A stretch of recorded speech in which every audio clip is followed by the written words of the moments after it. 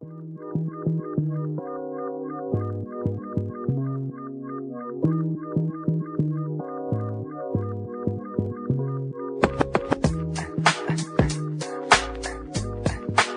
die on me. Don't die on me. Love is fen, fen in my heart. Losing love, I'm about to lose my mind. You know, number one that I need. I can't be without you. Your love, the spirit, the yelling. Oh, talk to me. The way you play the sex, I'ma die. I love why you booty check. I really love his soul, my heart, my soul. I love the way you smile. Baby girl, it's killer. I know I treat the girl. I will always be romantic. I see something special when I look in your eyes. I give you a gift from my heart. I told you my secret. Baby, I can be all you need. I keep my eyes on you. What you want to do for love? You tried everything, but you don't give up. What you want to do for love? You tried everything, but you don't give up.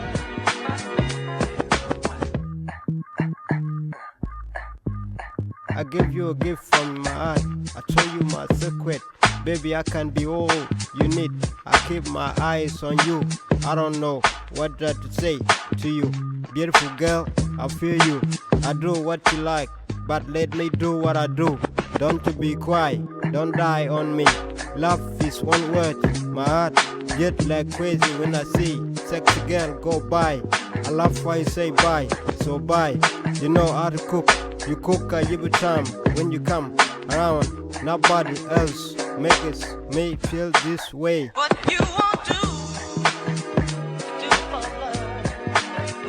You tried everything, but you don't give up. What you want to do for love? You tried everything, but you don't give up. I will do anything you want. Baby, be my sexy. Loving me crazy. I love you like zero ocean. Love is open in the sky. I give you triple shot at the end of the night. Make you so sick. Don't die on me. Love is pen, I'm pen in my heart. Losing love, I'm about to lose my mind. You know, number one that I need. I can't be without you. Your love, the spirit, yelling. Oh, talk to me. The way you play the sex, I'ma die. I love why you booty check. What you want to do for love? You tried everything, but you don't give up. What you want to do for love? You tried everything, but you don't give up.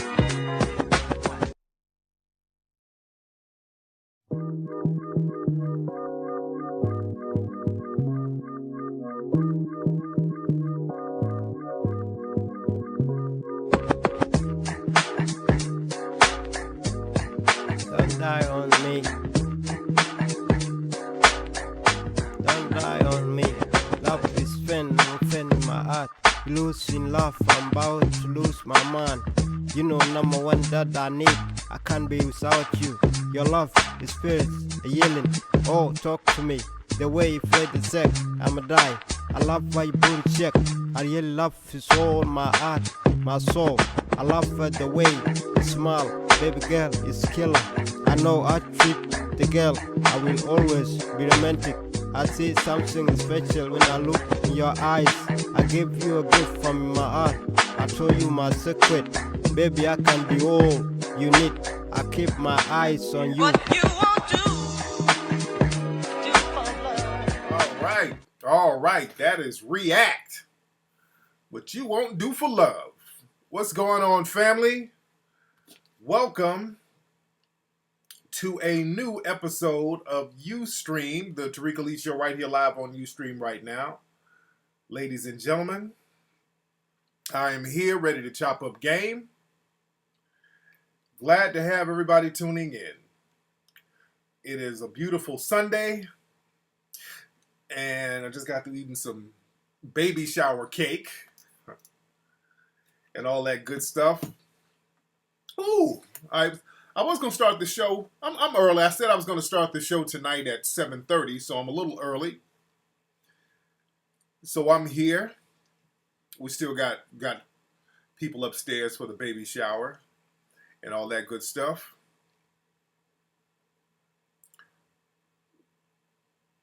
No, he was saying a gift from my heart. Thank you very much. Me and my wife, we're having a baby shower. We got family and friends upstairs.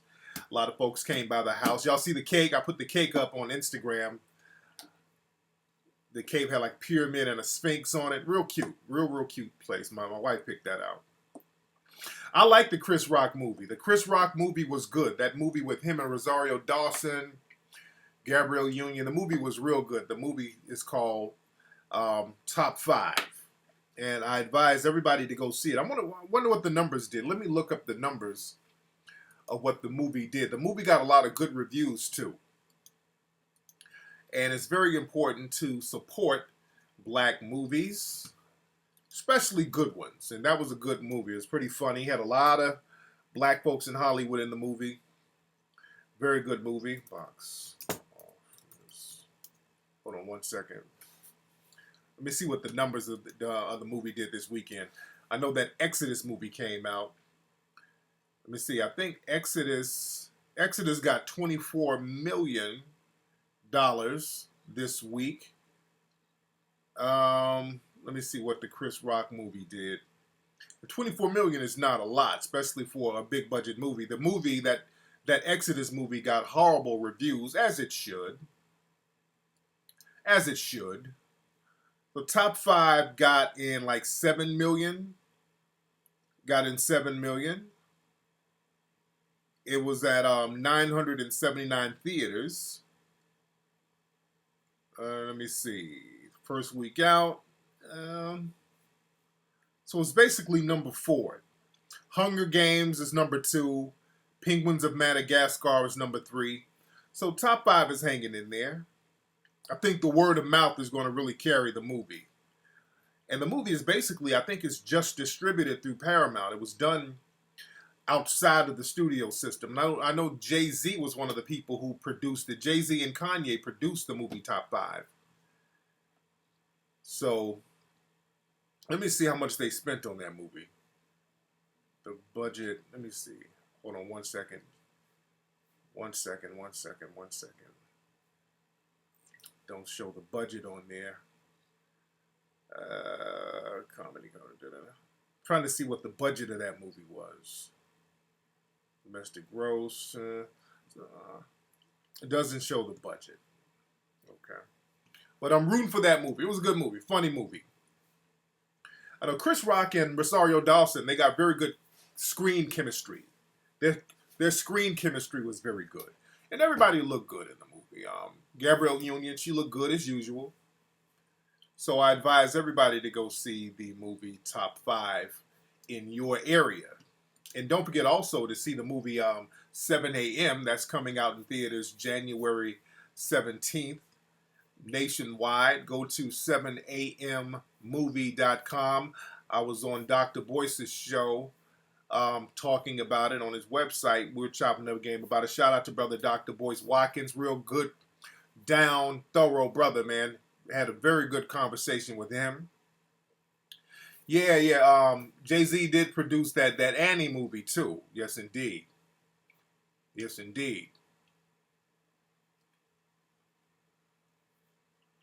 So the movie was good. I liked the movie. And also, like I said, with a lot of folks like that interview I did with Dr. Boyce. What's up, Tariq Nasheed fan? So yeah, me and Dr. Boyce was chopping up game. And Dr. Boyce, he's one of the few brothers, the few intellectual brothers out here who do mainstream press, who keeps it 100. He's one of the few that's not on the coon train. There's only a handful of brothers who they'll let on TV who's not completely buck dancing. And, you know, I really support a lot of stuff that Brother Boyce Watkins, a lot of the stuff he do. I support a lot of what he does. He keeps it 100, man. He was on point about his analysis of Charles Barkley. A lot of stuff he's on point about. I know I got to link up with Davey D. I like Davey D. I like David. You know who else? I like Tavis Smiley. Because, see, remember when Barack Obama was first elected and Tavis was criticizing Obama, a lot of black folks got upset. And, you know, I think I got a little perturbed, too, because I was drinking the Obama Kool-Aid. You know, I'll admit that. I'll admit that. Oh, so the budget for the Chris Rock movie was 10 mil? Okay, so damn, they made damn near, what, basically over 80% of their budget back. So they're going to be good. Okay. Like what, 70%? Yeah, almost 80% of the budget back. So they're good. They're going to be good. They're going to be good. Oh yeah, Banner's the truth. Brother David Banner spits that hot fire. What's up, Shy Star? How are you? Charles Barkley is just, you know, he's just trying to keep a job, man. You know, that's my opinion of Charles Barkley. A lot of stuff he says, it's so, some of it is so asinine. You just can't take it seriously. You can't take it seriously. It's such a clear position of somebody trying to keep a job. But last week, you know, I tried to do this show. I was in Amsterdam, Holland. I was over in Holland. Had a ball out there in Holland, family. I had an absolute ball out there in Holland. It was real out there, man. A lot of brothers and sisters out there, and a lot of brothers and sisters identify with us. I was over there talking to people about the protests here, talking about the Mike Brown situation. We're talking about Trayvon. We're talking about Tamir Rice. So I was over there chopping up some real good game with the brothers and sisters, and they were very well aware of everything that was going on over here. They were asking me about all this stuff. So they keep abreast of everything that's going on over here as far as the injustice. And the international community is really, really rooting for us. Shout out to my sister Dion out there in the Netherlands. Oh man, y'all rolled out the red carpet for me. Y'all rolled the red carpet out there for me, and I did like 2 sold out lectures out there. I knew I had an audience out there, but the first lecture sold out in like a day, and it was amazing. And I got to get out here on the road, man. I got to get back overseas. People flew in from London to see me. I got to get out there to London. I know I got to turn it up out there in London. I was going to go to the Anne Frank house. I kept hearing about it. I went on a Black Heritage tour. I advised brothers and sisters to go out and take this tour. A young lady named Jennifer Tosh, I think that's her name. She does the Black Heritage tour. Wonderful sister. Amazing sister who's from here, but her family is there. And she does a great tour out there. I heard about the FBI picking up on the case of a young man out there in North Carolina who was lynched. Oh, wasn't no damn suicide. Didn't y'all remember we talked about that in Hidden Colors, man? In Hidden Colors 3. Dude, in Hidden Colors 3, we already talked about how all these black men are getting straight up lynched. I mean, lynched with rope. And the police keep saying that it's homicide. I mean, it's suicide. They keep saying that it's a suicide. These brothers are climbing up in trees, lynching themselves. Get all the way the fuck out of here with that. They always say that when they find some brother up in a tree in some impossible ass position that you couldn't put yourself in. Yeah, they bring in lynching. Yeah, how you lynch yourself? It's some old crazy ass position that you can't even put yourself in. So, dude, we got to understand, man, these white supremacists are not playing out here. These white supremacists are not, they've been waiting for this day so they can come back out and be openly white supremacists. They're going all the way in. And, you know, Fox News, all these people, and again, Fox News are supported by nationwide white supremacists. You notice with Fox News, we talked about this on the melanoidnation.org site. Donate to melanoidnation.org, by the way. How they keep talking about Witness 40 from the grand jury in Ferguson. They keep talking about Witness 40 from the grand jury in Ferguson. What's up, Harlem? How you doing, fam? They keep quoting Witness 40 of the grand jury, especially Sean Hannity. Well, Witness 40 said that Mike Brown was charging at Officer Wilson like a football player. They keep repeating Witness 40. But they won't tell you that Witness 40 is an admitted white supremacist. Witness 40, if you read all of the transcripts, Witness 40 is a blatant white supremacist. Oh, what's Charlemagne saying? Everybody's saying Charlemagne. What did Charlemagne say? What did Charlemagne say?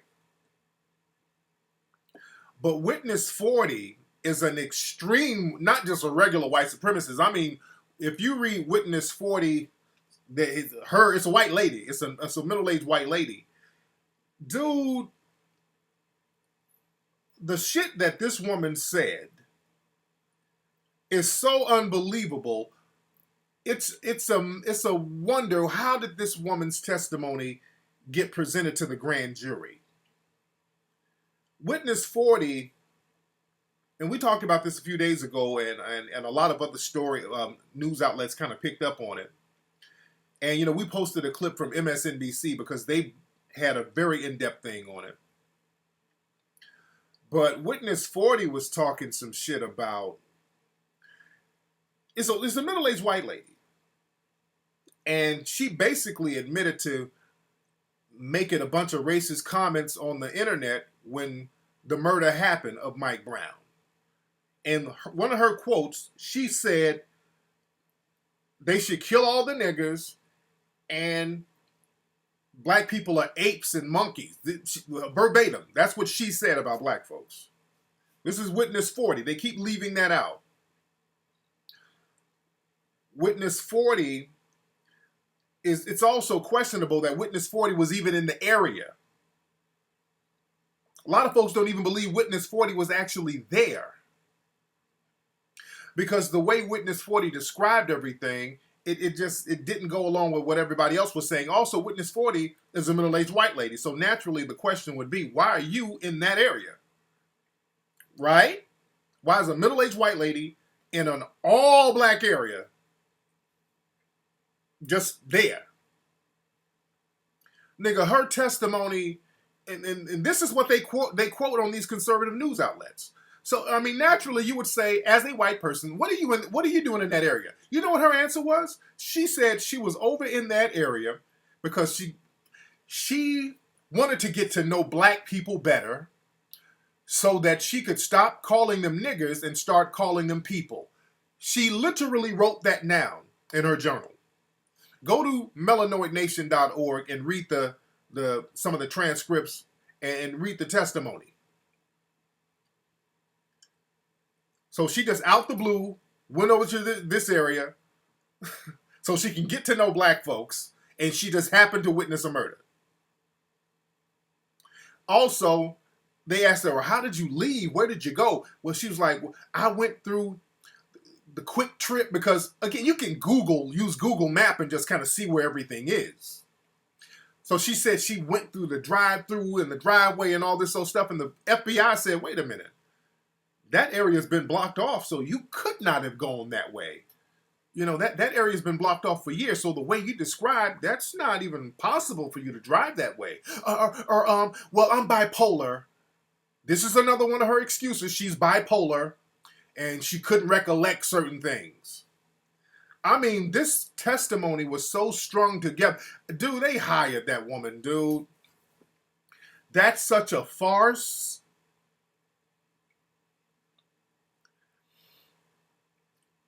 That you gotta read it for yourself.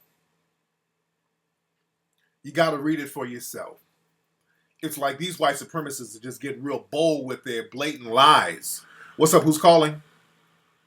Hello, Tariq. This is Kwame McNeil calling from Springfield, Illinois. Hey, Kwame, how you doing, family? I'm doing wonderful, my brother. Moving on to Hidden Colors 4. Yes.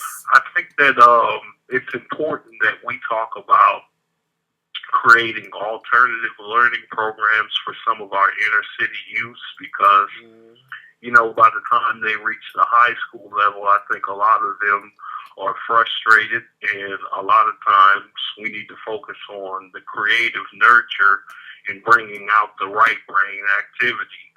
And we could do this with either people in the community, adults, retired school teachers, or whatever. Yeah, we talked And I about just wanted to get your opinion on that. Yeah, we talked about that. We talked about that in Hidden Colors too.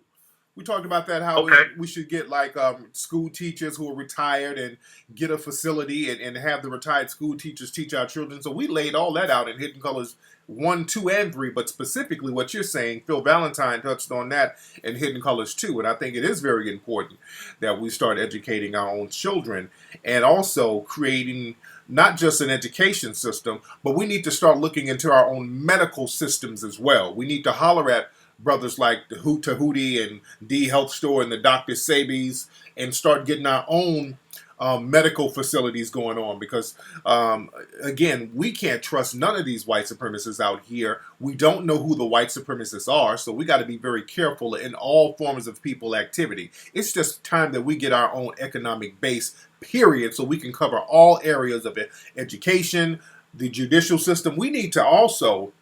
I think we need to be at a point we are now. We need to be sovereign citizens as black people. I'm not talking about people going in there with the fezzes and the Moore thing, because that's been around for a minute and too many people have abused that. We need to be on that sovereign citizens thing because we are a marginalized group in this country. And because we are marginalized as African American people, as melanoid people, we are in danger. So we need federal protection because it's not about just police. Because people keep making it a police issue. It's these grand jurors. It's these prosecutors. There's so many entities here that's working against us, and it's too institutionalized for us to kind of pick out one group or another group. It's all over. So because white supremacy is all over and it's so dangerous, we need to be like certain Native American tribes. We just need to be sovereign citizens to get federal protection so we don't have to deal with the mainstream judicial system because we're victims of that. So this is a conversation that we need to be having nationwide and not just make it about the police and all that, man. So there's a lot of stuff that we need to dialogue about as a nation, especially as black people. You feel me? Yes, I feel you, but I appreciate everything, man. I appreciate what you're doing out here for the young black man, and I want to let you keep the show rolling. But other than that, how can I chop up game with you off the air about some other business thing? Yeah, man, you can email me, man. Email me at info@tariqelite.com. Got it?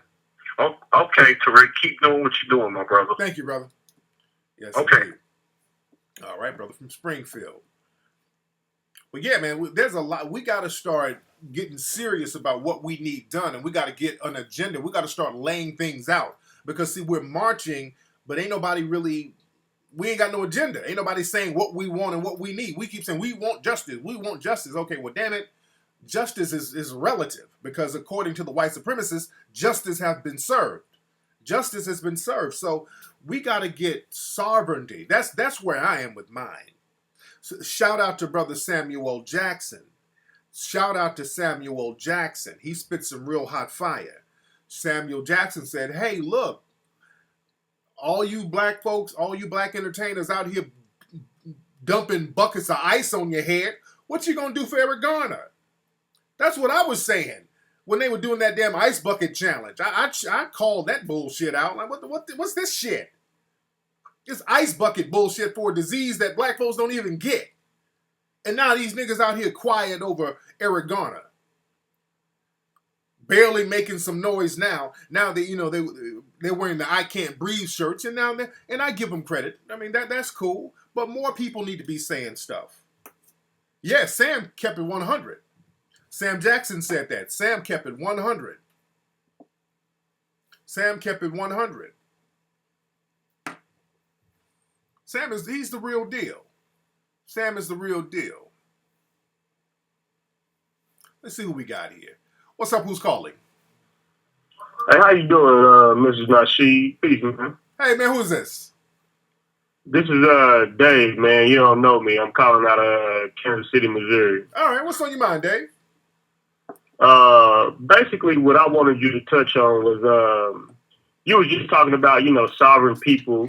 Yeah. And of that nature. And I've recently well, ever since I've seen Hidden Colors, I've been doing a lot of different research as far as like black people, group economics, Yeah. black nationals. And can you explain the difference between the Moore Science Temple and their agenda and what you mean by sovereign people? Yeah. Well, see, with the Moorish Science Temple, a lot of them have the right idea, but the thing is with the Moorish Science Temple, so many people have abused that, the sovereign thing. They've abused it, and what dudes have done, they've tried to use this to get away with doing crime. So my thing is, if we get the nigger shit up out of it, then we can make stuff pop off. But the Moorish Science Temple, too many dudes, they've sullied that. They've sullied it, and there's no governing body that's really openly calling all of that out. Because what happens is that, normally what happens with somebody with the Moorish Science Temple knowledge, it's a nigga in jail, somebody gives them some game, like, hey man, if you claim sovereign, you can get out of going to court for certain crimes. So niggas go out there and commit crimes, usually some little paper scams, claim that they're sovereign, that they're not subjected to U.S. laws, and they just use that to kind of get away with crime. That's nigga shit. Or they do that to sneak up in somebody's house and squat in somebody's house and say, okay, this is my house because I'm sovereign and I got affairs on. So it's nigga shit. So now help me to understand this though. Yeah. Because with the sovereign people, we're still going to have to practice group economics, group everything. Yes, indeed. But one of the most important things that we need to realize is that it is literally a physical war. It is. So what about our sovereign military branch? We need to get our own military. Basically, that we would have to do that because we don't have any military now. We're ass out right now. We don't have shit right now. We don't have anything right now. And I'm saying with the sovereign thing, at least we won't be subject to the laws here because now we're subject to the laws here. The laws just don't apply to us as far as justice. We keep getting funneled into the prison system. Like with the Native Americans, they have their own like judicial system, their whole thing. So we need something like that. So we're just not victims of the judicial system. And also, again, we need to get our economy game on, and we need to work in conjunction with sovereignty and in getting our economy together. Because right now, it's war on us right now. And we don't have any kind of sanctuary. We can't go back to our home country because we don't have a home. This is our home country. So we're the only people. We're the only people on the planet who are terrorized in their own home country. So we're in a very unique situation. So we should be a nation within a nation. But we got to get our economy game on, and we do need federal protection as a group. So it's a lot of stuff that we need to dialogue about. But thanks for the call, man. Hey, thank you. Yes, indeed. A lot of stuff we need to talk about. And we need to be dialoguing about this. We need to be fleshing it out. We need to, this is why I want to get this group, this think tank popping. Because again, the white supremacists, they have think tanks going 24 hours a day. They got think tanks coming up with ways to disenfranchise us and to disempower us on a regular basis.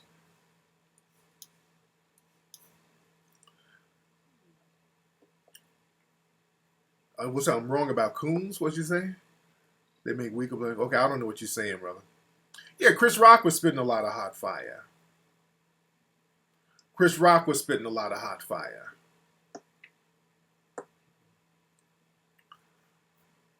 Yes, indeed. The phone number is 818-850-5404. That was cold with Sony. That was cold, man. That was cold. The shit that Sony was saying, and Sony was saying some real reckless shit. And I'm not shocked. These are the liberals. Y'all black folks better wake up. I ain't shocked at all. I know how they get down. Conversations like that, those Sony conversations, that goes on every single day. When black folks aren't around, that's how they're talking about you. It ain't just Sony. A lot of them. When you ain't around, that's what they're saying about you. They're sitting up talking shit about you. That's why when the white supremacists say, well, it's not like we're just thinking about disenfranchising black people every day. Yeah, yes, you are. Yes, you are. The white supremacists are 24 hours a day coming up with ways, plotting. Oh, Michael tried to tell y'all about Sony. Michael was trying to tell y'all that before they killed him. Yeah. They were talking, they were saying that Kevin Hart is a whore because he was asking for more money. They were talking shit about Obama. They was like, yeah, Obama's coming to, we having some kind of luncheon for President Obama. What movie should we ask him about? What, 12 Years a Slave? The Butler? Just some real racist bullshit. Yeah, and what people are saying, because Sony has a movie coming out trashing North Korea, people are saying that it was North Korean hackers that that hacked the Sony system and put those emails out there like that. So it could be North Korean hackers. Oh yeah, Michael was going in on Sony. And speaking of Al Sharpton, I saw Al Sharpton on television with Eric Garner's wife. Please tell that sister to call me. And I got to call Tamir Rice's mom and aunt too. What's up, Q? I got to talk to the family. Because they got Benjamin Crump. I'm like, oh, God. And the family reached out to me. I saw they tried to call me when I was out of the country. I got to reach back out to them and chop up game with the family. But Eric Garner's wife was on television. Dude, take the mic away from her. Sister, Miss Garner, just don't. Don't, Miss Garner. You need to stop talking, sister. I know you're going through stuff, but sister, you are saying the wrong shit. Sister was saying the wrong thing. Eric Garner's wife was on CNN sitting there with Sharpton talking about, you know, this ain't about race. This is, and I hate when they do that. Just stop saying that it ain't about race shit. She's up there talking about it ain't about race, and she was like, my husband had to do what he had to do, you know. He lazy. You know, he was lazy. She's on TV talking about he's lazy. I'm like, sister, what are you doing? Sister. Come on. Yeah, she was talking about how he's lazy. I guess she's trying to make it seem like he was too lazy to fight back. I don't know, but sister, just stop talking. And did Al shut her up? I'm like, sister, don't say, sister, my heart goes out to you. But don't say stuff like that on TV. Y'all, they put the camera on these sisters, man, and brothers, and then they just start saying the wrong shit. I'm like, what are you thinking? That's that Rachel Gentile shit. You know, when Rachel got her ass on the stand talking about, Trayvon has said he followed by a creepy cracker. I'm like, what the hell did you say that for?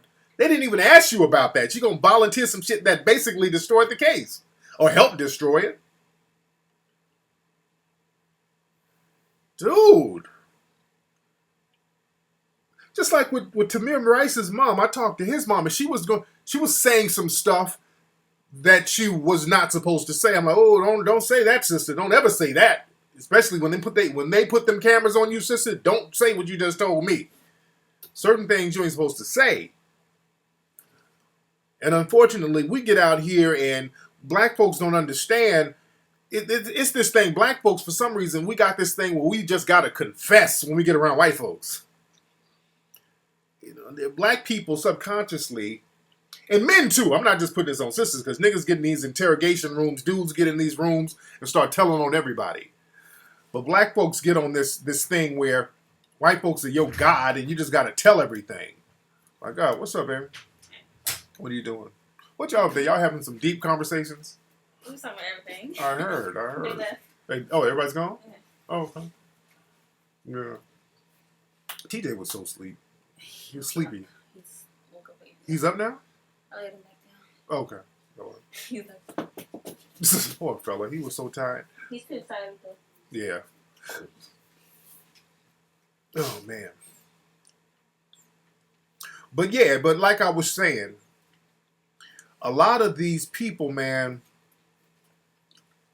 a lot of these brothers and sisters get in front of cameras, they get around white folks and they just start running their mouths and they start saying every thought that pops in their mind, and you don't understand that these white supremacists, they're going to use everything you say against you. That's why they're letting you talk. The reason why they're letting you talk, well, no, Tamir Rice's mom know better than to say that.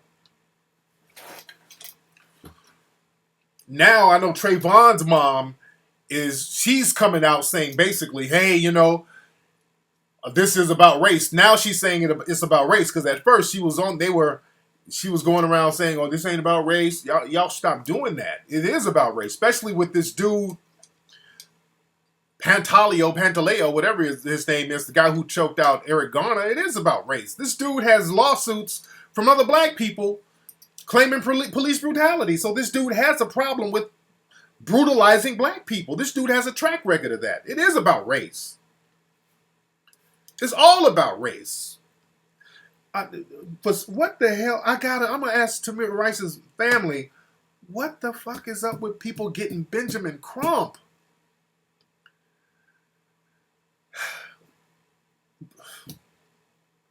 And you know what? Tamir's family, they asked me to help them get a lawyer. And I almost blame myself, because I was out the country, so I couldn't help them like I should have, because I was going to talk to my lawyer and get some people out there because, I've dealt with some lawyers out there in Ohio. So I was going to try to get something together for them. But I was out of the country, so I'm just running around doing a million things.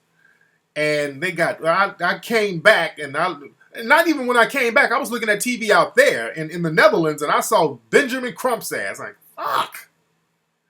Why do y'all keep getting Benjamin Crump? Benjamin Crump has not won a case. I'm not trying to shit on Benjamin Crump. He's probably a very thorough dude. I'm not shitting on Benjamin Crump. I think as a person, personally, he might be a very thorough dude. But he's just not articulate enough. And he's not winning these cases. Black folks got to stop doing shit that don't work. God damn. How you keep getting the same lawyer who ain't winning? Oh. And I know he probably does it for free.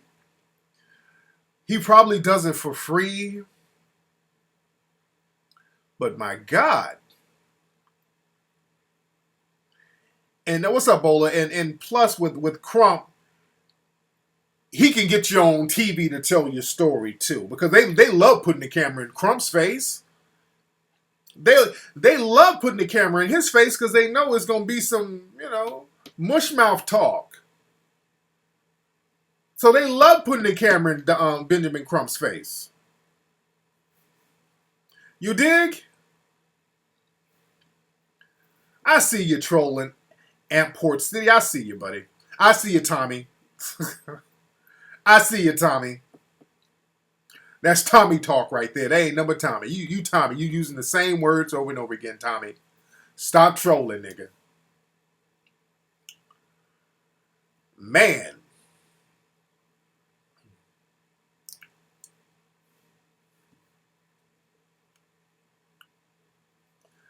Call the Cochran firm.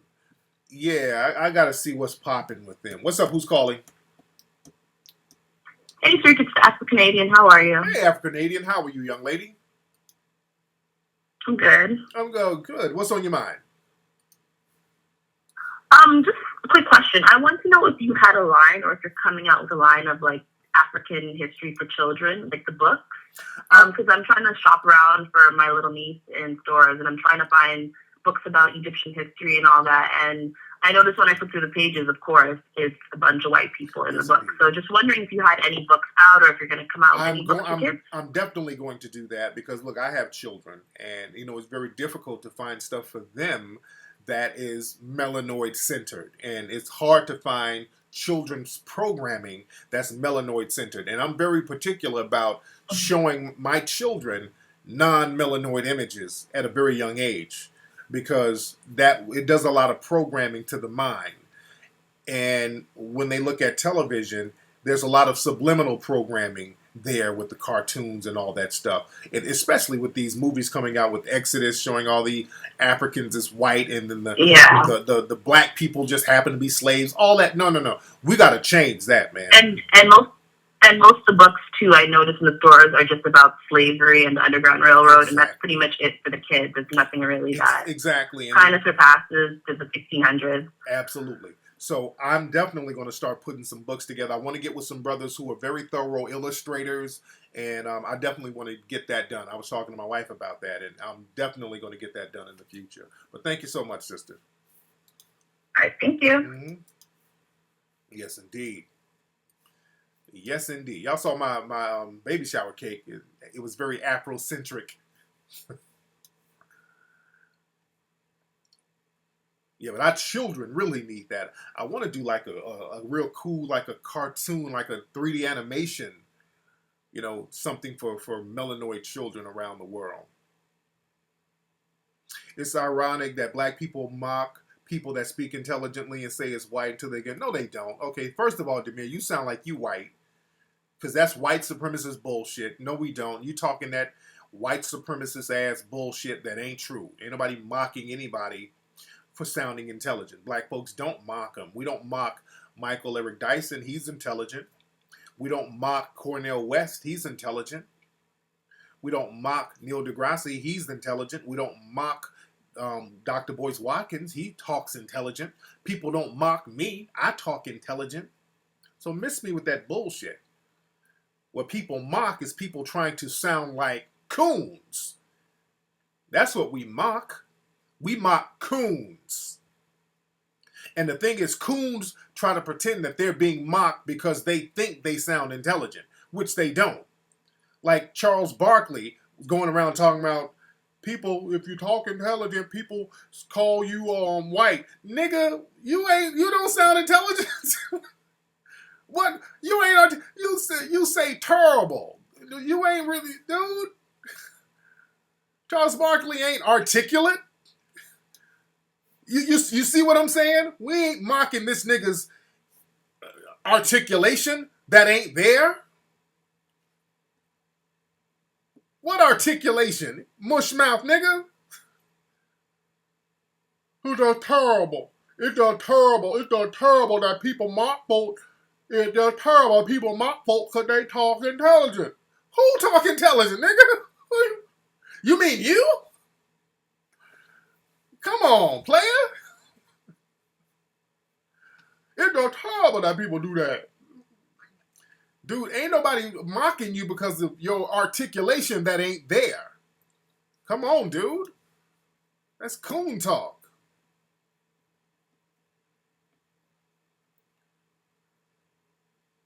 Yeah, you think you sound intelligent. You know why they think that? Because the white supremacists are sitting up telling them they're so smart. The white supremacists are sitting there conning them, telling them they're smart. Oh, you're a genius, Charles Barkley. Man, I wish more black people were just as smart as you. I know, they just so terrible. God, you're a genius. Charles Barkley for president, man. Oh, the white supremacists know how to pump your head up. They know how to pump a coon's head up. They will pump your damn head up. You sit up and let them.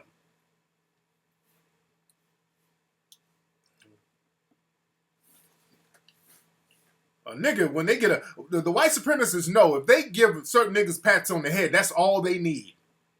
The white supremacists know. They know, just give these niggas some butter biscuits, tell them they're special.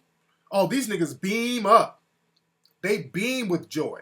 Jesse Lee Peterson, they talk about how smart he is. Jesse Lee Peterson sounds like an extra from the movie Roots. He sounds like some shit from Django.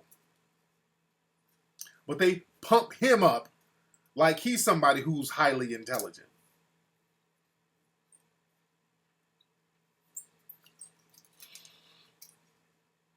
But the name of the game, man, it's all about, we can't get away from empowering ourselves. That's just the name of the game. That's the name of the game. We got to start empowering ourselves. The marching, okay, look, people are getting stuck on the marching. Now, what are we going to do after the marches? Marching brings a lot of international attention. That's good. Marching brings a lot of international attention, but now cats got to be building. We need our brothers who are entrepreneurs, our sisters who are entrepreneurs. It's time to get busy, to get this money game circulated, because that's what it all boils down to. And again, what happens, let me tell y'all another trick that's happening.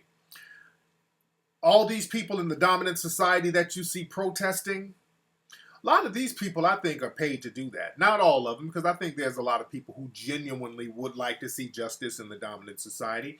But you have not only a lot of people who are out here paid to protest with black folks, you have a lot of undercover cops out here. A lot of these people out here protesting are undercover cops. As you saw up in Oakland, there was it was a white dude, and he was with a black dude, and that's another thing. You see white dudes and black dudes together, white folks, black folks working side by side. Both of their asses might be undercovers. But there was this, and I talked about this on my show up in the Bay last week. This white dude and this black dude was out there trying to break windows and get people riled up to start looting, and then people called them out. Then they start pulling guns on people and their badges. They were undercover cops. Oh, Larry Elder. Larry Elder's ass got fired from his radio job. And let me tell y'all something. When they start firing their long-term coons, it's going down. Larry Elder has been buck dancing for, 25, 30 years. They let his ass go. They're like, we don't even need our old school coons no more.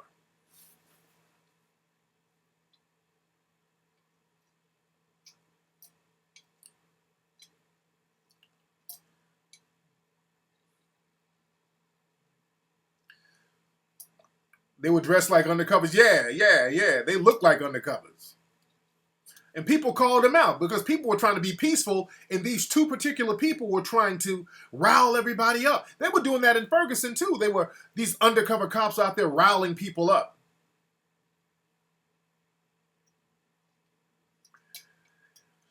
Man. Anyway, before I forget, are y'all ready for another episode of The Crispy Show? Because we got a lot of folks in here. We got a lot of people in here. Let's get another episode of The Crispy Show going. Because that's, even when I was over in the Netherlands, people were like, when is the next episode of The Crispy Show? So people love The Crispy Show worldwide. Now, how many people are not familiar with The Crispy Show? The Crispy Puppet Show. How many people are not? If you're not familiar with The Crispy Puppet Show, press 1. No.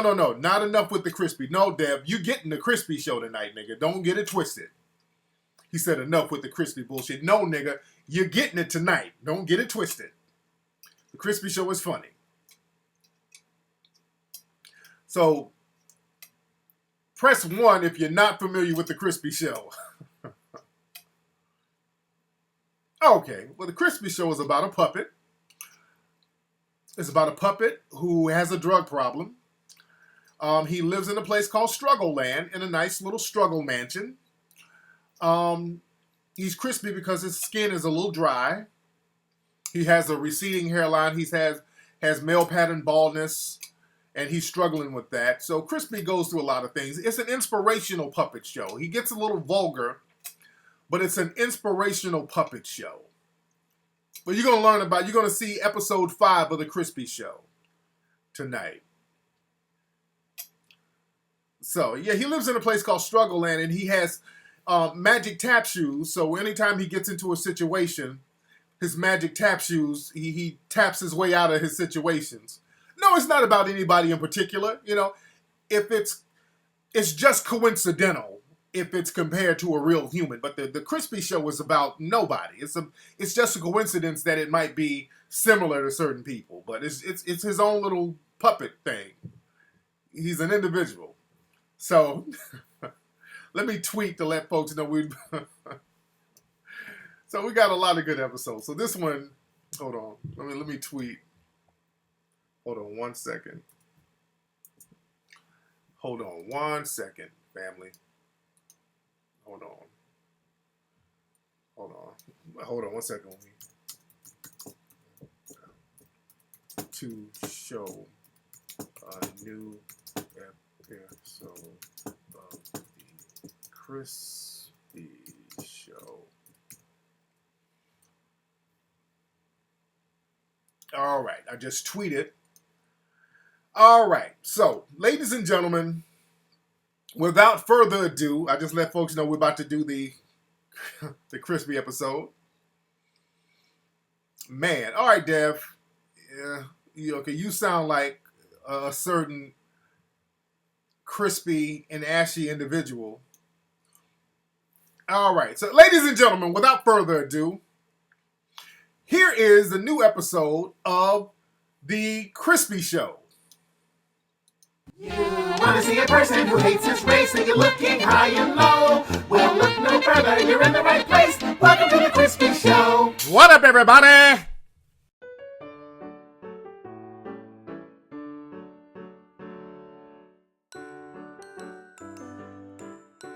What up, everybody? Welcome to the Crispy Show, boys and girls. And today we're broadcasting live from the basement of my struggle mansion, everybody. Now, Crispy is sorry to say that I have relapsed, everybody. I am back on the narcotic. I'm back on the white horse, everybody.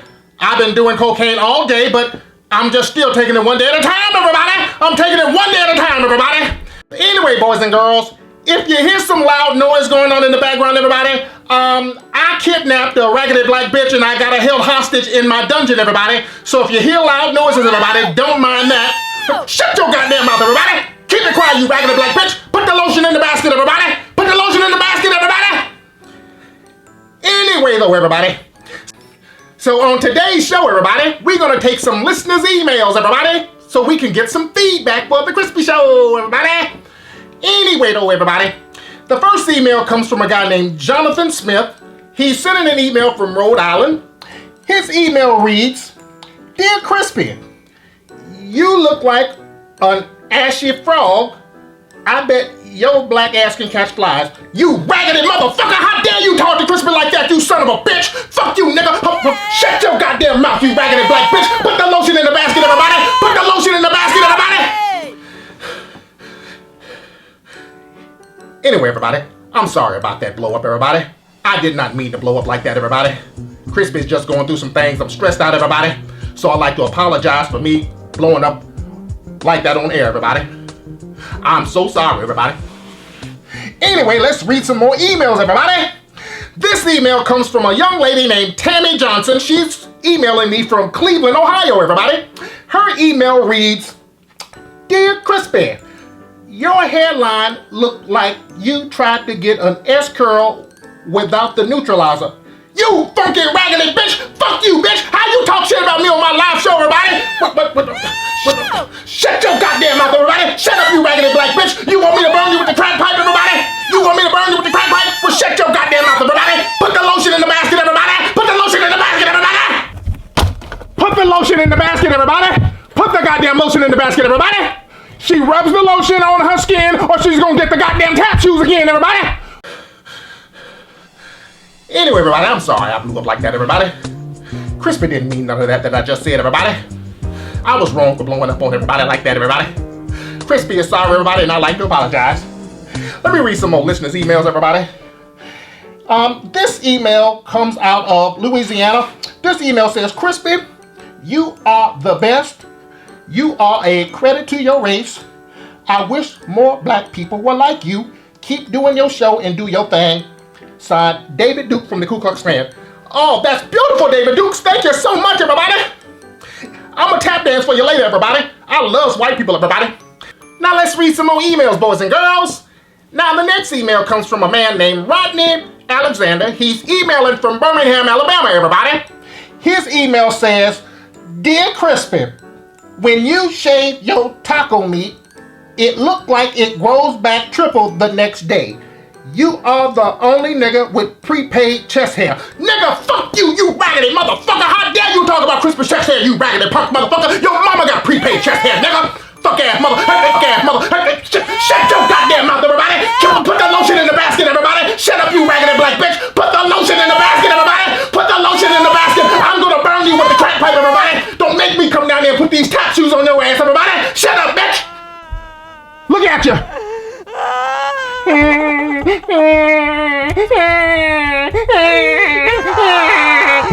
Shut up, you raggedy black bitch, and put your lotion in the basket, everybody.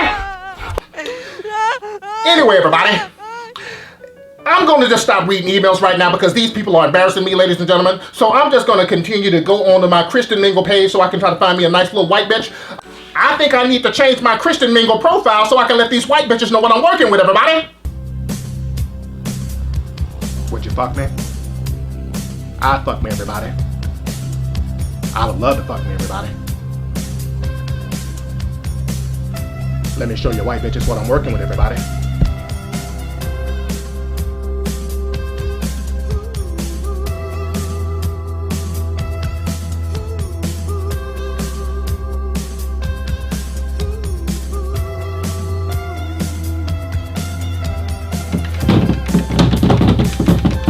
Wait! Oh shit, everybody! I'm ashy as hell, everybody! Hey, raggedy black bitch in the dungeon! Throw the lotion back up, everybody! Throw the lotion back up!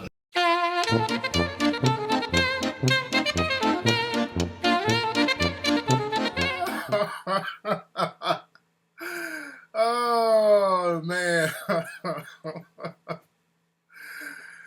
Oh man. Oh man, Crispy show is hilarious. Man. Oh man, that's the Crispy show. And y'all can go to YouTube and get that. That is the Crispy Show on YouTube. Go to YouTube and type in the Crispy Show and subscribe to the page. That is the Crispy Show, ladies and gentlemen. Man. Crispy goes through some things, man. Let me let y'all see the link of the Crispy Show. Hold on. Let me give y'all the link. Let me give y'all the link. Hold on 1 second. 1 second. Okay, folks are already on it. All right, let me give y'all the link to the Crispy Show in case you want to watch it yourself. Let me see this. Allow links. Yes. All right. And that's the link right there to the Crispy Show on YouTube. See, the next episode should be the Coon Before Christmas. Oh man. So yeah, there's 4 other episodes. So there's 5 episodes in total. What happened, Texas lady? What happened with Sharpton?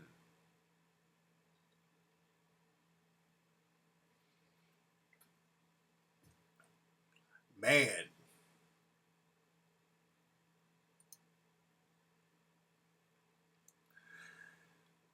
The protesters in Ferguson, they stormed Sharpton at a protest. What happened?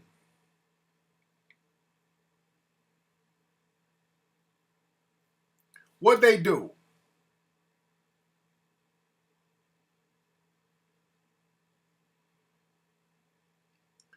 Oh, they stormed the stage to oh Lord, what'd they do? In DC?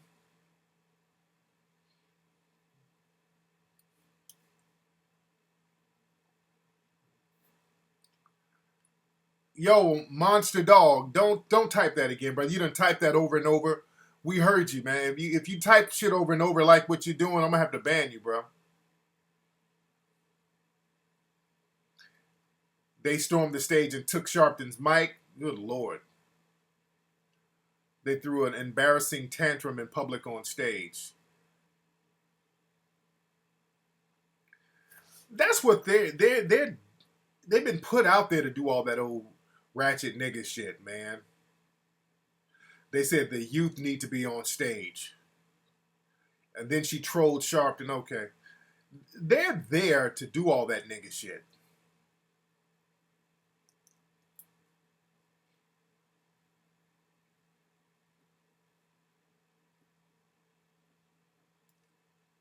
What's up, Dro Man?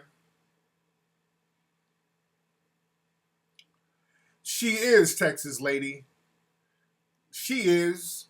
And these are the same people, remember, these are the same people who was accused of stealing money out there in Ferguson.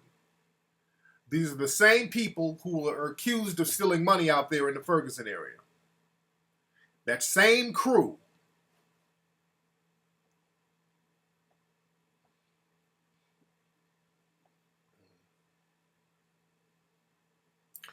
Just out here just embarrassing the shit out of black folks. Yeah, Demir, I heard they're trying to make it a felony. They haven't done it yet, but they're trying to make it a felony for people to film cops. Do I trust a Sharpton thought, though? Do I trust Al Sharpton, though? Dude, I don't even fuck about trusting anybody. My thing is, what are we going to do as a group as far as getting our economic game together? Because Sharpton, you know, he's not the leader of black people. That's somebody that the white supremacists parade around and say is the leader of black folks. Yeah, Bill, that all of them are in on that bullshit. Those two websites, they're known for extreme fuckery. What's up, Johnny Blaze? Your first time catching the live show here?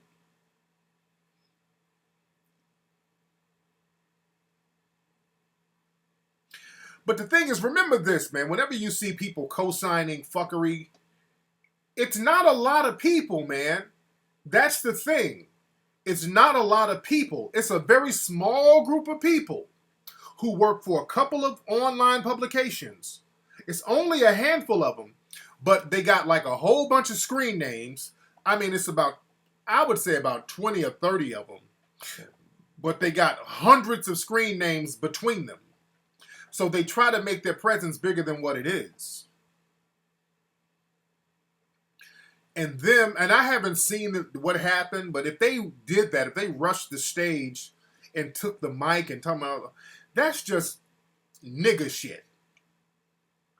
That's just nigga shit, nigga shit, nigga shit. Just another line of nigga shit from these same people who are known for nigga shit. And we don't have no code of conduct in the black community that will call that nonsense out. Now, Mark Lamont Hill is cool. He's thorough. I like Mark Lamont Hill. I like Mark Lamont Hill. He's one of the few out of that whole little clique.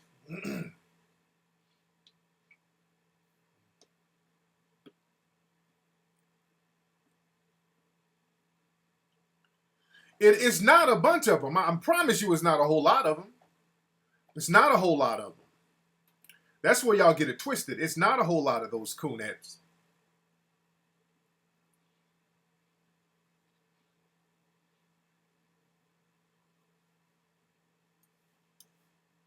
Because again, remember, these are the same people and who's out here just basically trying to get a rep for themselves. They're trying to get a rep for themselves. I don't know why he thinks that, because she's not.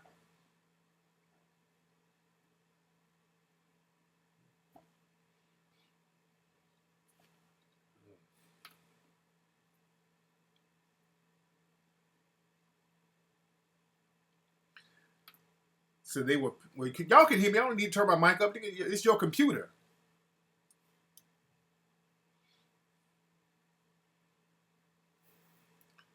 Let me see this.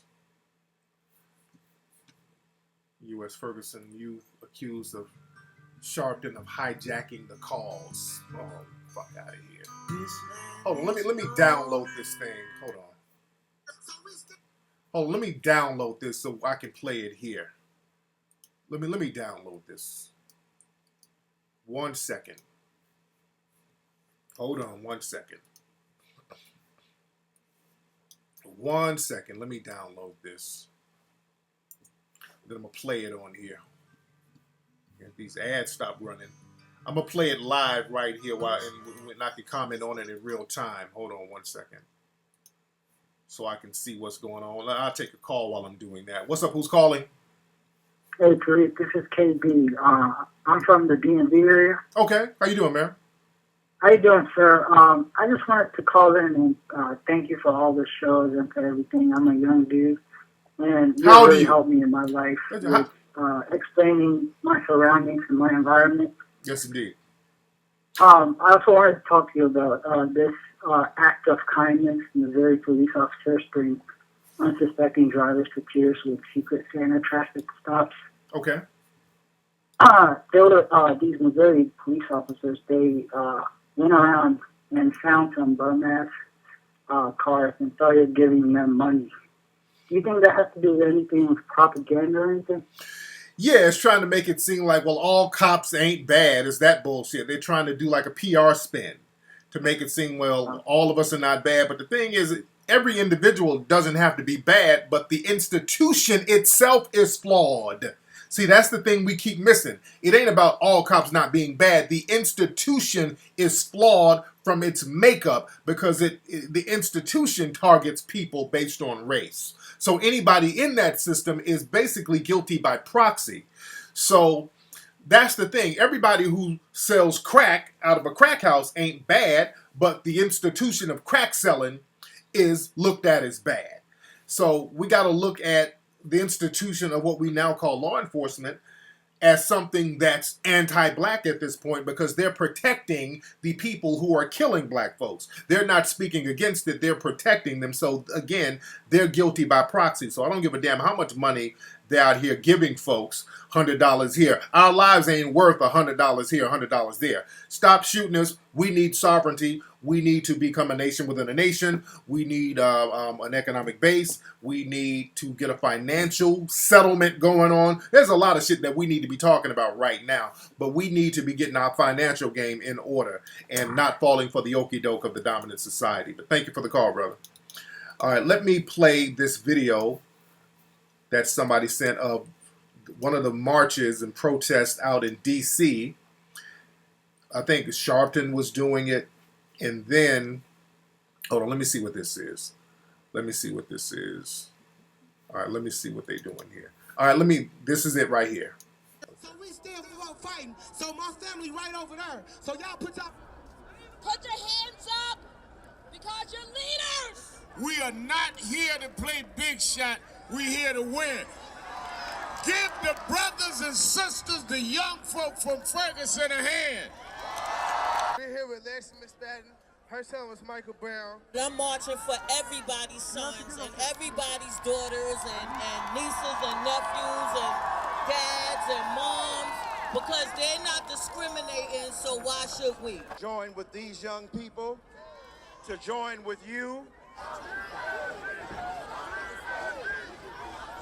And we started this uprising.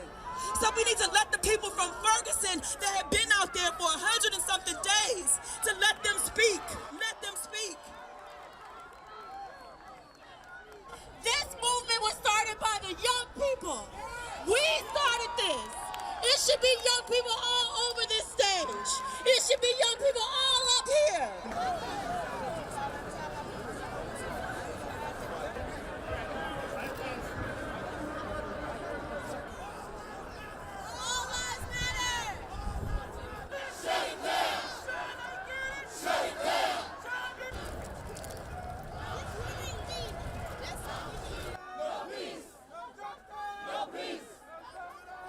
So we still out fighting. So my family right over there. So y'all put your... Okay. Dude, let me say this, man. Black folks, that was some real goofball shit right there, man. That was some real goofy, childish, I want some attention bullshit. That was lame. That was real lame, man. And that's the problem with us, man. We can't get shit popping because we got lame shit going on in the community, dude. That was real fucking lame. Straight up and down, that was lame. We started it. What were you going to achieve with that? Okay, you started it. So what do we do? Okay, you started it. Now, what do we do? Where do we go from here since you started it? Which you didn't start anything. You didn't start anything. Because people kind of jump on the bandwagon and start talking about what they did. It was the brothers out there in the streets, them sisters out there in that area, in the streets, really getting it in. What happened? You got a lot of people out there who's from St. Louis and outside of Ferguson, because some of those people talking, they ain't really from Ferguson. If you want to keep it, if you want to get real technical with it, some of these people ain't really from Ferguson. I know. Because they tell me, I've been out there in Ferguson, and I chopped it up with them brothers and sisters out there from the area. So some of them people ain't really from Ferguson, but they're from around the area, but they jump out there talking about, well, we been out here. We been out here. Fuck you. You out there doing what? You want credit for being out there doing what? You want credit for just being somewhere. Niggas be wanting an A for effort. Fighting over being there. I mean, what you fighting over some bullshit? You fighting basically over camera time. That's all that shit is. We need to be up here. We need to be up here, meaning we need to be on TV.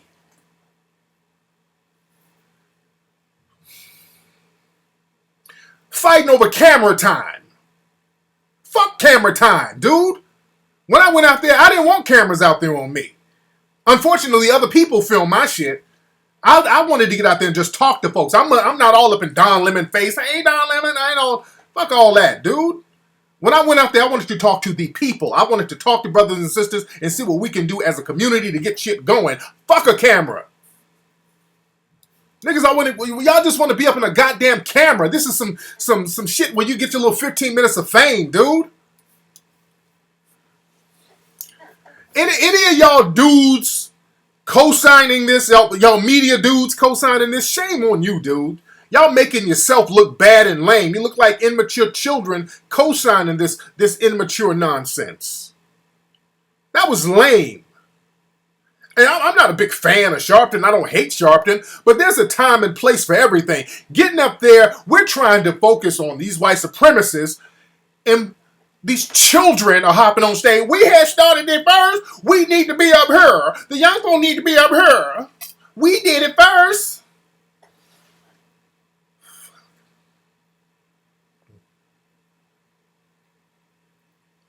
Man. No, the protesters were up, Bill. It wasn't her. It was the protesters that was up for the Time People of the Year, whatever. It wasn't her, Bill. It wasn't her. That's not true, brother. No, Bill, that's not true. If you say something, man, don't twist it and say something that ain't true, bro. That ain't true, Bill. That's not true, what you're saying, bro. Don't mix in real information with misinformation. They were going to put the protesters as the people of the year. But not her, Bill. It was they were going to make the protesters the people of the year. But I think they made the Ebola doctors the people of the year. It was that type of thing. But don't you giving out misinformation. Don't do that.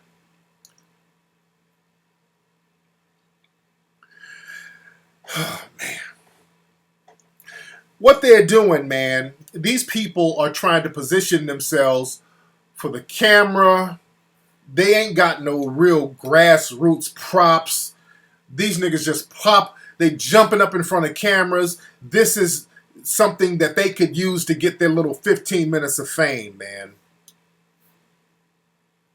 This is something that they can do to get this little 15 minutes of fame, and jumping on stage with some childish bullshit like that just shows the kind of shit we need to get away from. That's something we need to get away from. That same girl was on Twitter trolling me, and the shit backfired on her. She tried that little Bogart trolling bullshit with me, and it backfired on her. It backfired on her tremendously. Then it was found out that her and her friends and her people were accused of stealing out there in Ferguson. That's their MO. Just trolling the net, trolling shit. That's corny and lame.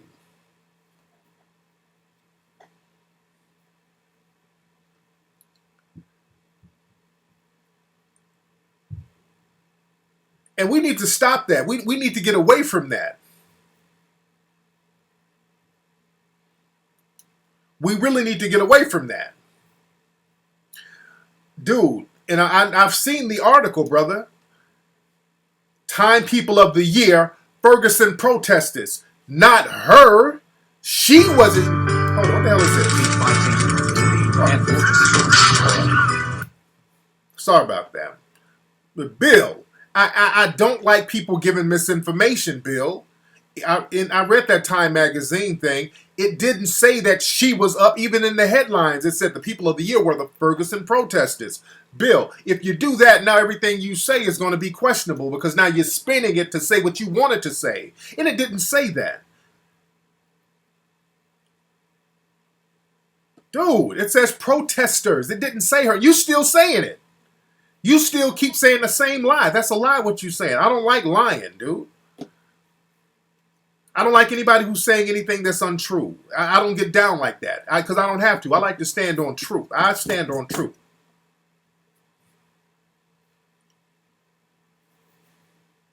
But I don't like niggas deliberately trying to spread misinformation. See, I don't like that around me. That's what people like, those people do shit like that.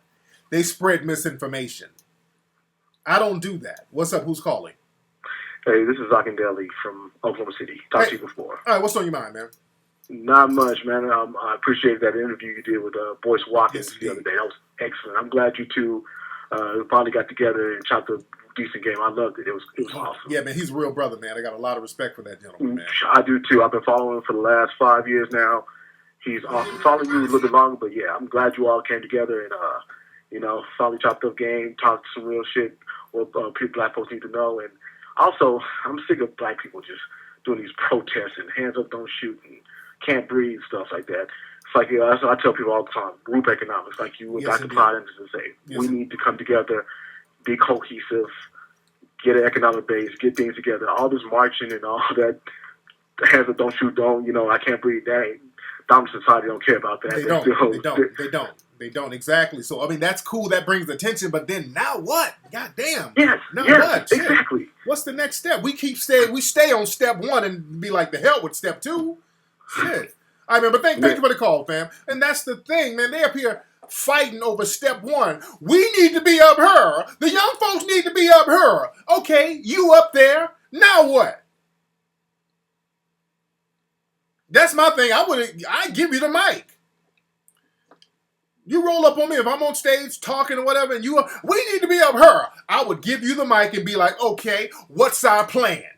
Well, we gonna pray, we gonna march some more, and we gonna pray some more, and then we gonna march and put our hands up, and we're gonna put on some t-shirts.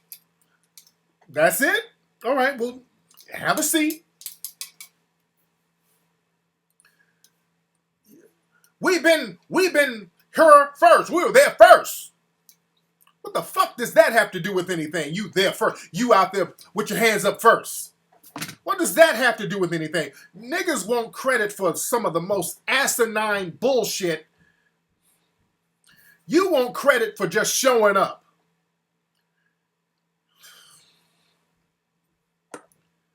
That ain't the answer, man.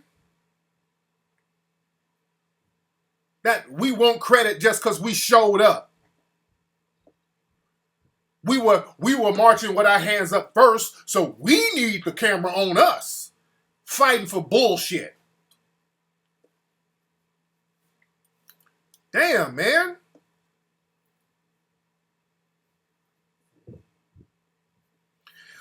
You say, serious question. If we do everything, build an economic base, spin with each other, do you think the dominant society will allow that? It's not what they're going to allow. It's what you create and you allow. And you protect yourself so nobody can deny you. See, nobody's making you spend your money with them, dude. Do you understand that? Nobody's making you spend your money. Nobody can control who you choose to spend your money with. Nobody controls who you choose to spend your money with. You can choose to spend your money with whoever you want to spend your money with and empower them, create an economic base, and then create a military base to protect your economic base. And you create your military base by creating a political base. You understand? I talked about this with Dr. Boyce, how the mafia, for example, the Italians rather, when the Italians came over, they were a marginalized group. Not as much as black people, but the Italians were not considered white when they first came over. And the Italians were a marginalized group. They were denied access to a lot of the resources. So what they would do, they created their own underground economy, and they protected it with their underground military called the mafia. They protected their underground economy with their military called the mafia. Let me say it again. The Italians protected their underground economy with their military called the mafia. Also, what they did, the Italians, with their money, they used their money to pay off cops and politicians. The mafia had politicians in their back pockets. Got it? They had politicians in their back pockets. Irish did the same thing, exactly. Yeah, but the Irish did blend in with the white supremacists. But again, we can do that. We can get our money game together. See, that's the thing. We don't never use our money in a political way. We'll get a lot of money, but we don't know how to work that shit on a political level. You understand? You don't know how to get up there and get these politicians in your back pocket. We can do that too. Money talks. You don't know how to get them judges in your back pocket. Cats just want to get money and spend it on rims and shit. You dig? But every other group, they understand the importance of getting the politicians in their back pocket. Look at Hollywood. Read those Sony emails. Those people from Sony were having some type of fundraiser for Barack Obama. They were having a luncheon for Barack Obama.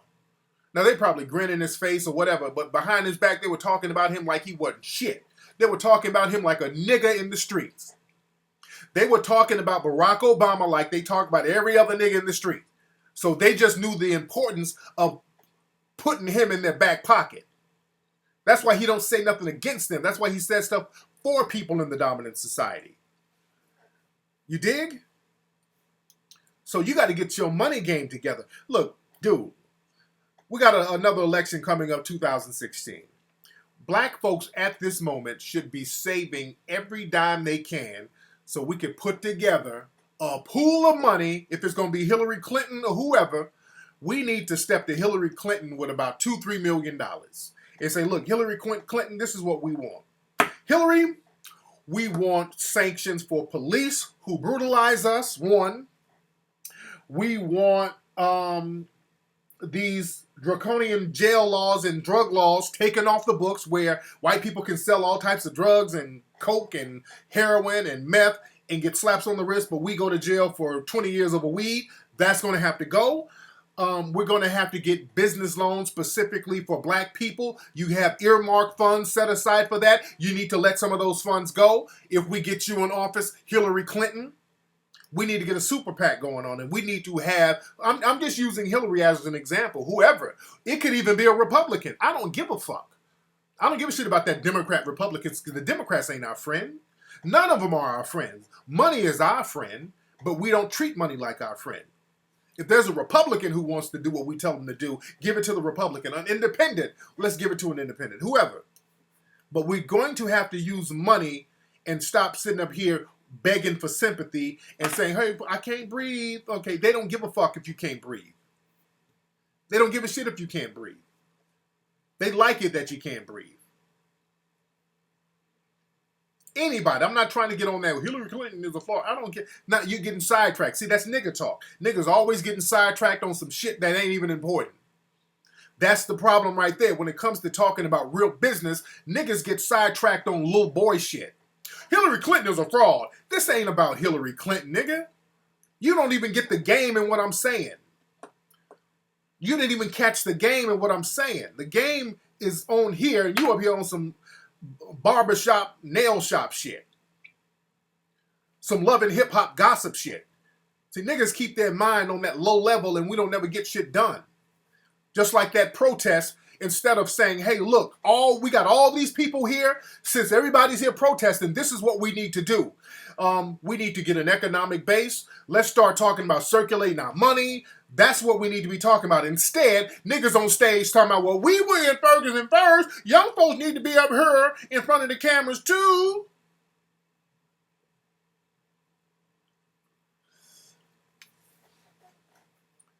Wasting time, man. Using an opportunity to fuck up. Using an opportunity to fuck up, dude. We got to get... There's enough of the bullshit with us, man. When it's time to handle business, that little silly nigga shit has to go, man. That little silly, childish, I want attention nigga shit has to go. That was so unnecessary, them popping up on stage like that. That didn't accomplish a damn thing. Tell me what that accomplished. Getting up there bickering about who was marching first. What the fuck does that accomplish?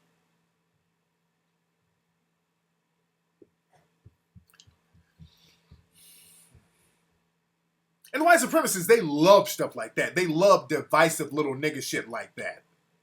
They love little divisive nigga shit like that they can exploit. I wouldn't be surprised if the white supremacists put them up to doing that shit. Ruler, call up. Who's this Ruler guy? If he wants to call up, let him call up. Ruler, you sold coke, listen to the police. Okay, Ruler, call up. Because you're not just going to just troll in the room, bro. Now, Ruler, you got 10 seconds to call up. The number is 818-850-5404. That is the number. You're not going to just troll in the room. You're not going to do that. You got to call up. There you go. All right, what's up? Who's calling? What's up, Tariq? It's Hakeem from Philadelphia. What's up, Hakeem? How you doing, family? I'm good, man. I saw that clip that you played where they bum rushed the stage from Al Sharpton, and it's just extremely disappointing at this stage, man. It is. It's like, yeah, man. I think that's it's the same as they had this rapper named Tef Poe who was on MSNBC earlier this week, and he was visibly upset, and he's one of the protesters. And he has like a big online following, but people are so misled. It's like, you can protest until you're blue in the face and you get a lot of media attention. But at the end of the day, what does it solve? You're not making a list of demands and you're not really organizing people to really get something done that is meaningful. You know what I'm saying? Exactly. Real talk, man. Real ass talk. But thanks for the call, man. And that's another thing, man. With these little silly ass people trying to pop in front of the camera, the white supremacists love that. I saw one on Hannity. Hannity had one of these little Ferguson dudes who said he was a Ferguson protester. He's probably one of those little crews and cliques. And I've been out there with the real brothers out there protesting. These are the brothers with the mask on. They ain't trying to be out there in front of the camera. These are the people who's really about that life, putting in that work. Them brothers out there who ain't trying to be in front of the camera. Remember that. A lot of brothers out there with the mask and the bandanas around their faces. These are the brothers that were about that life. So let's be very clear. Let's be very, very clear here, all right? Sean Hannity had some dude. He was part of some Ferguson protest group. And this dude could not articulate himself to save his life. And Sean Hannity just made a fool out of this dude. Sean Hannity made a stoned fool out of this dude.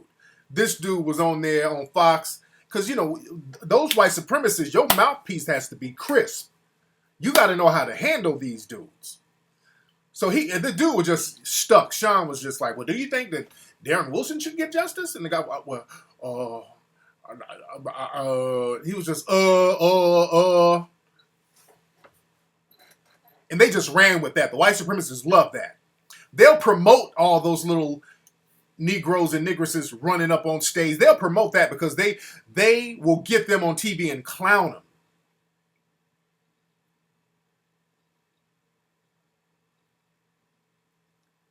Yeah, I've been out there with them real dudes out there protesting.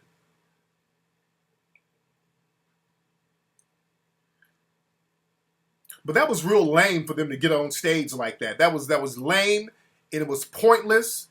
It was nothing but a ploy to get attention. These people, what happened, man? These are people who ain't shit. Now with this, they're Ferguson protesters. They're hooked in with all of these other little Negroes from these white-owned black, and I'm saying black in quotations, media outlets. And they're getting that little hood fame. And now that the spotlight is kind of diminishing, the cameras ain't in their faces as much. Now it's like an addiction. Yeah, Twitter got them. They get hyped up on Twitter. Oh man, they love Twitter because Twitter, they keep on jocking each other's bra straps on Twitter. But now that the cameras ain't in their faces, because everything is like nationwide and really worldwide. I mean, worldwide, we're out here putting in work worldwide and trying to make a difference and trying to do something. I mean, damn, what do we do? At least I'm overseas trying to get us some allies. Shit, worldwide, I'm linking up with brothers and sisters. I'm having meetings with brothers and sisters in the area, trying to get people registered. We actually got people registered to vote. We are out there talking to people about an economic base. I done gave thousands of dollars to all types of people. So, I mean, what work is people doing? All these people out here trying to get in front of a goddamn camera, what kind of work are they doing? Nothing. Dude, I'm over there in overseas, and we chopping it up, talking about this situation, and brothers and sisters over there letting me know, hey, man, whatever we can do to help, if you got our support. The vibe in the Netherlands was wonderful, brother. The vibe out there was absolutely wonderful, man. Me and Ola, we had a great time out there. I got to get to Curacao because a lot of brothers and sisters from the who are in the Netherlands are from Curacao. But yeah, these niggas just sitting up here tweeting and trying to hop in front of a camera every time they can, and the cameras ain't really trying to hit them up all the time. That's real talk, Bill. Writing their little columns for the Negro publications that's white owned. I haven't heard that, Prospect. When did that happen, Prospect? Let's see who we got on the phone. What's up? Who's calling? What's up, family? It's Alante from Inglewood. Hey, man. How you doing, fam? I'm doing pretty good. Glad to see you got back safely from Holland. Yes, indeed, man. That was a real good look. Thank you very much, brother. The dude had seizures. I thought that was pretty crazy. Dude. After watching the first time. Yeah, man. I got to let everybody know. I got to explain that again, man. What's on your mind today, bro? Two quick things. With the suspected white supremacists, they always put Al Sharpton and Jesse Jackson as our leaders. Yeah. And they don't necessarily reflect a lot of black people's views. And the second thing that I was going to say is that with Benjamin Crump, I had an argument with my lady over him. Because I'm like, he don't really articulate himself, and how can he represent my family if he can't even get his point across clearly? You know what I'm saying? And that's he's what? He's also a member of the Boulay. Okay. I believe that. I would need proof, but I don't doubt it. I would need proof because I won't run with something just because I heard it. It's on his website. I'm going to shoot the link. I'm going to shoot the link to you. Oh, so that's why he's okay. That makes a lot of sense why he's on TV all the time. That makes that makes a lot of sense. And the thing is with Crump, they put him on television, so a lot of people think, well, if I get with Crump, I'll get media attention, which you will get, but you ain't gonna win your case with Benjamin Crump because he can't articulate himself that well. But they do try to the white supremacists, they try to pick our leaders for us. You dig? So that we won't get somebody who's gonna really make a change. You understand? Because if we get our own leaders will really make a change without permission of the dominant society, and that's something they don't want. They know they can control some of these other leaders that you see on television every other day. They can control them. So we got to understand the game and not fall for the okie doke. You feel me? Of course. Thank you for the call, fam. But yeah, man, when I was over in Holland, I met a brother, man. We were at the lecture, the first lecture I did. And I talked about this on the show. I did 3. The first lecture I did, I was talking, and then I did the question and answer segment. And a brother, I think he was either Eritrean or Ethiopian. He was from one of the two. And I got him on YouTube. I videotaped him after the lecture because, again, he met me in the hallway and we started talking about it again. But inside the lecture, he said, well, Tariq, I'm epileptic and I watch Hidden Colors. And, man, the information was so powerful that I stopped him. I'm like, well, damn, what does epilepsy have to do with anything? Well, that's kind of weird you would say that first. He said, no, let me explain. He said, when I watch Hidden Colors, man, the information was so powerful, I started having seizures. And he was like, every time I thought about the film, I kept having seizures. And he was like, man, I used to think that white people were my gods. And he was very, very honest dude. He said, I used to think that white people were like my gods. I was almost like a slave. And he said, man, I kept twitching and, man, I felt like my mind was being decolonized. And you have to understand, a lot of brothers and sisters from Africa, they really don't know a lot of the ancient African history. And they really don't know. We know a little bit, but they really don't know because they don't have access. I mean, they are colonized to a certain degree, and the information is colonized to a certain degree. And they're really dependent on the white supremacists, even though they're in countries that's dominated and populated by black folks. The people who run the finances are white. But that's heavy. And again, man, like they say, seizures are like, like spirits and demons. That's like demons being exorcised off you to a certain degree. And white supremacy is a demonic spirit. Yeah, that was like the brother caught the Holy Ghost, man. But that's that information hit that brother, and that was probably his pineal gland opening up. That information hit that pineal gland, that melanin started percolating, man, and that just started fucking with him. That's real talk, Tyrone. But again, if you never heard that information and it hits you, it hits you. It has an effect on you. It has an effect on me even when I'm doing the research for the film and I'm doing the research, man. It's very emotional. You know, because this stuff hits you and you're like, God damn. You know?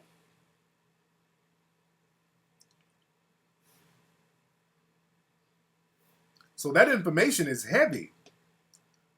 The game is heavy. The game is deep, man.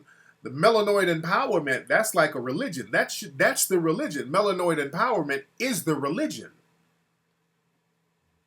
And melanoid empowerment is all about economic empowerment, spiritual empowerment, educational empowerment. It was sensory overload. Yeah, it was sensory overload. But again, man, I advise brothers and sisters, man, if you can get a chance to go out to the Netherlands, I would also probably like to arrange a tour of some brothers and sisters to go out there so that y'all can go on the Black Heritage Tour to see all those hidden structures of Moors all around the city. It was beautiful, man. And also understand the Dutch, their role in the African slave trade, because it's very deep. They were the ones who monopolized that shit. It's very deep, man. Yeah, man, Chris was spitting some hot fire. The white supremacist owners? What do you mean, T. Manuel? You going to the Netherlands in May? Prospect, definitely go on the Black Heritage Tour. It's like a walking tour. It's a few blocks. You get to walk around with this sister. Sometimes she takes a group of people, but you walk around. She takes you around the city to a couple of the museums. Oh, man, I love stuff like that. I absolutely love. I absolutely love it. And, oh, dude, I talked about that in my lecture. Because a lot of folks over there in Holland, they give out the impression that they're so liberal and they're so tolerant. And we're breaking some stuff down out there. T. Manuel, you keep asking who the white supremacist owner is. I don't know what that means. Ola, does Jennifer have a website? Yeah, I'm going to put that on sale pretty soon, Tyrone. That's a lot of black people look at whites as gods because the white supremacists, they position themselves as black people's gods because black people have become totally dependent on them. They've become totally dependent on the white supremacists. So when you become dependent on somebody, they are your god to a certain degree. They are your god to a certain degree.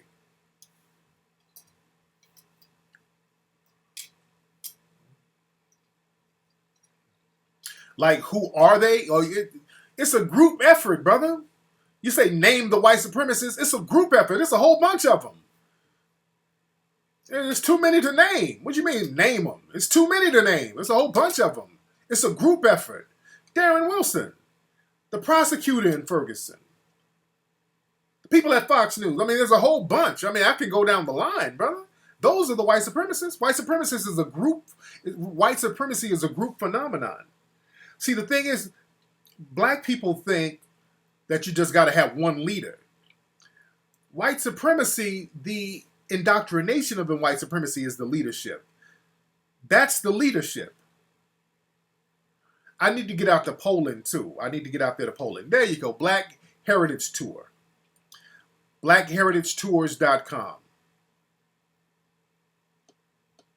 Yeah, I'll be here naming people all night.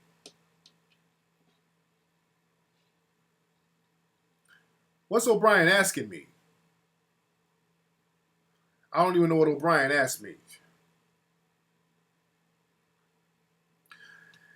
Man, we had a great baby shower at my house today. My house is decorated all cute. Peanut got a little baby shit all over the place. They were playing baby bingo games.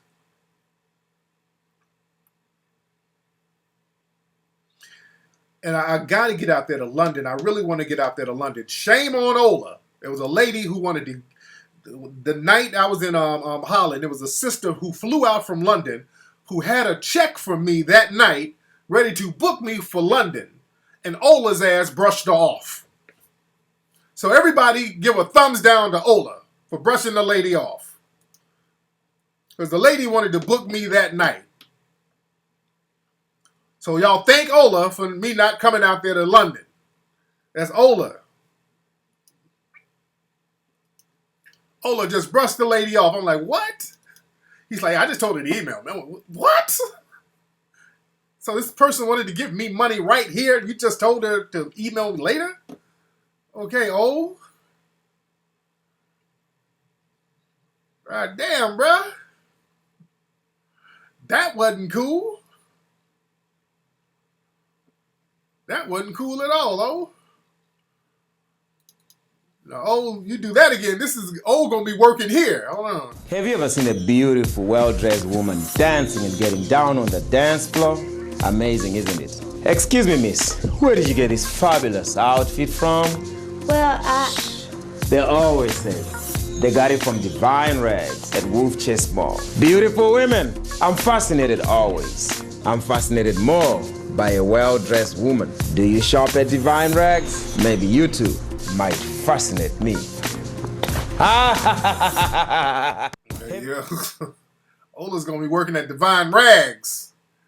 Shit. Ola took that money. I know. Ola did look like he went out and bought some new shit when he got back. Ola probably got that money. Like, yeah, I told her to email me. I never thought of it. Are y'all saying Ola got the money and didn't say nothing? So Ola low-key got the money for real?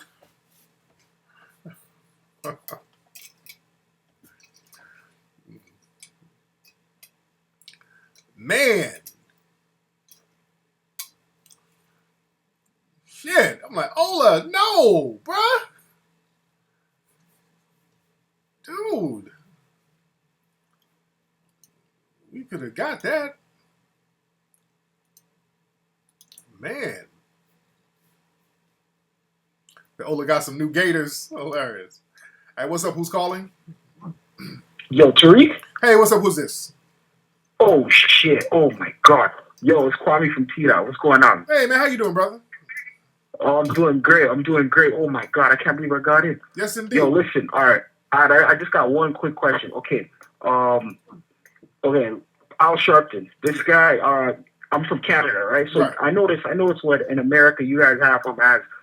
Well, I would say you guys have him as it, but the dominant society has him as, I guess, I don't know, the figure for blacks. You know what I'm saying? Which he's not, but go ahead. Which he's not, but go ahead. Which he's not, but go ahead. He's not, but go ahead. Yeah, they found out years ago that he was a CIA agent. Like, can you just touch base on that and what you think that has to do with him being out there in Ferguson and throughout history and whatnot? He's always been at like big black rallies or big events when something occurs with a lot of black people and whatnot. Right. Like negative things occur. Right, I won't say negative. Al Sharpton does what he does, but again, he's something that was pushed out there by the dominant society. That's why he's on television a lot, and I'm not shitting on Al Sharpton. He says a lot of real shit, but he's not the leader of Black America. Black America did not elect Al Sharpton as the leader of Black America. Black people did not. That's something that the white supremacists, they push that in the forefront, and then they act like they're upset with them. See, that's that little good cop, bad cop shit that the white supremacists will play. They push Al Sharpton out there, and then other white supremacists act like, I hate Al Sharpton. But he was created by those in the dominant society, not Black America. So we just got to be very careful of the way they try to push him off on black people as being our leader, which he's not. And I'm not saying that to disparage Al Sharpton, but there is no leader. Our leader is going to have to be our code of conduct. We got to get a code of conduct as the leader and stop letting the white supremacists tell us who our leaders are. All right, but thanks for the call, man. Yes, indeed. Yes, indeed.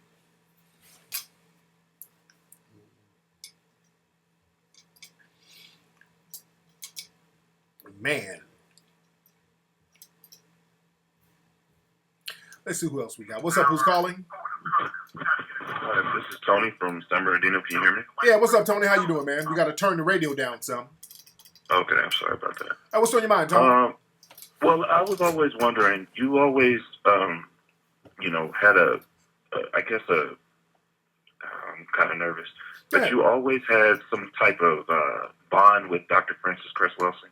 I have, man. I love Dr. Frances Cress Welsing, man. Her book literally changed my life. The ISIS Papers, that literally just filled in so many pieces of the puzzle and filled in so many blanks for me.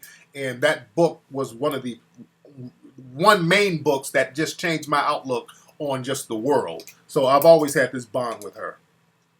My question is, every time I talk to, and I know I should stop talking to white folks when it comes to racism being a system, and I'm trying to understand how the system, I understand where she comes across as saying it's global and it goes across all areas of people activity, society. Right. I'm sorry, my phone is running out of power. Hello? Yeah, I can hear you, brother. Can you hear me? Yeah, but my phone is running out of power. So okay, say your question real quick. Just say your question real quick. I'm just trying to understand the system a lot more in detail. Okay. Is that a question? So what you trying to understand the system? What don't you understand about the system of white supremacy? I'm trying to understand that how blacks can't really be racist, because I hear a lot of white folks talk about well, you said this or you said that. Okay. The difference between bigotry and racism. Oh, okay, there you go. Because see, what happens is that the white supremacists will try to make it seem, well, racism goes both ways. There's black people who are racist. Right. That's bullshit. Because outside of name calling, there is no black racism. Do you understand that? Yeah, I understand that. Outside of black people calling somebody a name, there is no system of black racism. Black folks can't do shit to white people as a group. Now, even if you got a white person on an individual level and did something to them, you're still going to get punished by the system of white supremacy. Black folks don't get away with harming white people in the system of white supremacy. You understand that? Yes, sir. Whereas they can harm you, they can shoot you and your kids and your mama and your uncle, and nothing will happen to them, as we see with Ferguson, Tamir Rice, Eric Garner. And this is why they got a military of white supremacy to back that up. You see how that works? See how the system works? There's a justice system that backs them up. There's a military system. They got the National Guards pointed at you, not white people. They got a system to back them up. Brother, did your phone die? It's about to. Okay, but you feel what I'm... Yeah, I feel what you're saying. Real quick question to kind of segue on that. Is there ever going to be a time on your show where you actually interview Mrs. Wells? I probably will. Yeah, I probably will. You know, I probably will. A lot of people from Hidden Colors I got to interview. But, yeah, I'll probably get on the show, and I'll keep you posted on that. But thanks for the call, man. Thanks. I scratched my head, and I got a white line in my head. My hair is dry. I'm using that hairspray to make my shit dry. And I scratch my hair, there's a white line in my shit. My shit look like a skunk. I look like Pepe Le Pew right now. Damn line in my hair. All right, what's up? Who's calling? Hey, Tariq, this JD from North Carolina. What's good, man? Hey, how you doing, JD?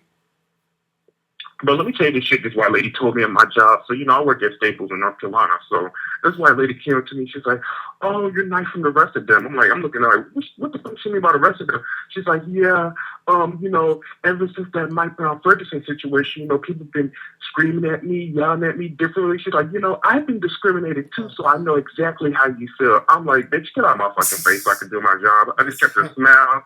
Like, yes, I understand, man. Yes, indeed. You know what I'm saying? It's just like, she's like, I'm very short and I get discriminated. And I'm looking at this white lady like, what does short have to do with being discriminated? Exactly. And it's like, I hate that liberal shit, man. Yeah, that I can relate. It's always some real weak ass false equivalency argument that they try to make. Well, I have a tongue ring and people discriminate against me because of my tongue ring, so I'm just like you. I'm like, dude, stop. Yeah. You dig? That's a very condescending, patronizing disposition, and that's them playing dumb. They know good and well that their tongue ring and them being short is not the equivalent of a whole system designed to disenfranchise people based on color.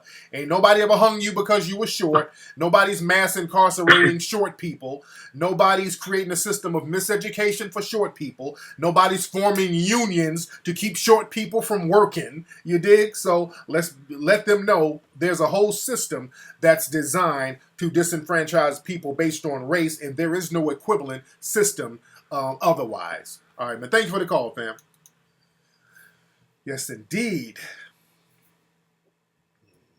I'm going to look into that, Prince. I'm definitely looking into it. As a matter of fact, I got to call my real estate people down in Atlanta tomorrow because I got some things situated that I needed to get situated, and I'm getting into my real estate game out there in Atlanta. And that's another thing. When black people do that, when you have people in the gay community try to compare themselves to the black struggle, when they do that, that's such a weak thing.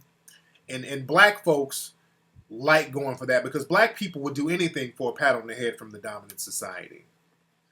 They'll do anything for a pat on the head by the dominant society. And I let people know all the time when people say, well, being gay is just like being black. I'm like, how the hell is that the same when there were gay slave owners? There were gay slave owners all over the place. Well documented. Anyway, but I digress.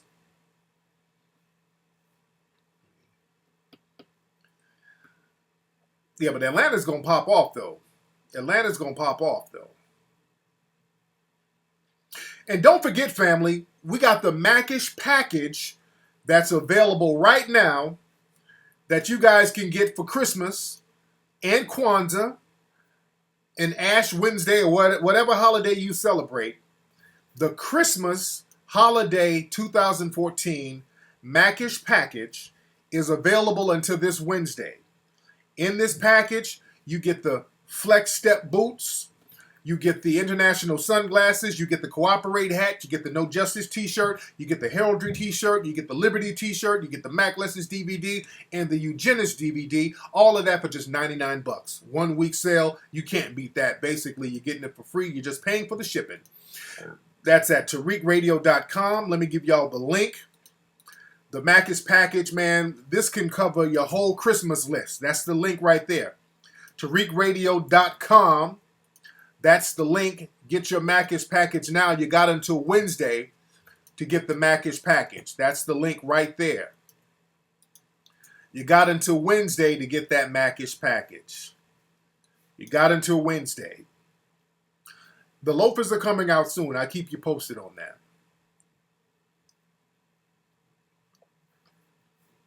So you can't afford all of it. You just got $75? Well, nigga, you need to flip that. You need to take your weed money, flip that bitch one and a half times, and you have enough.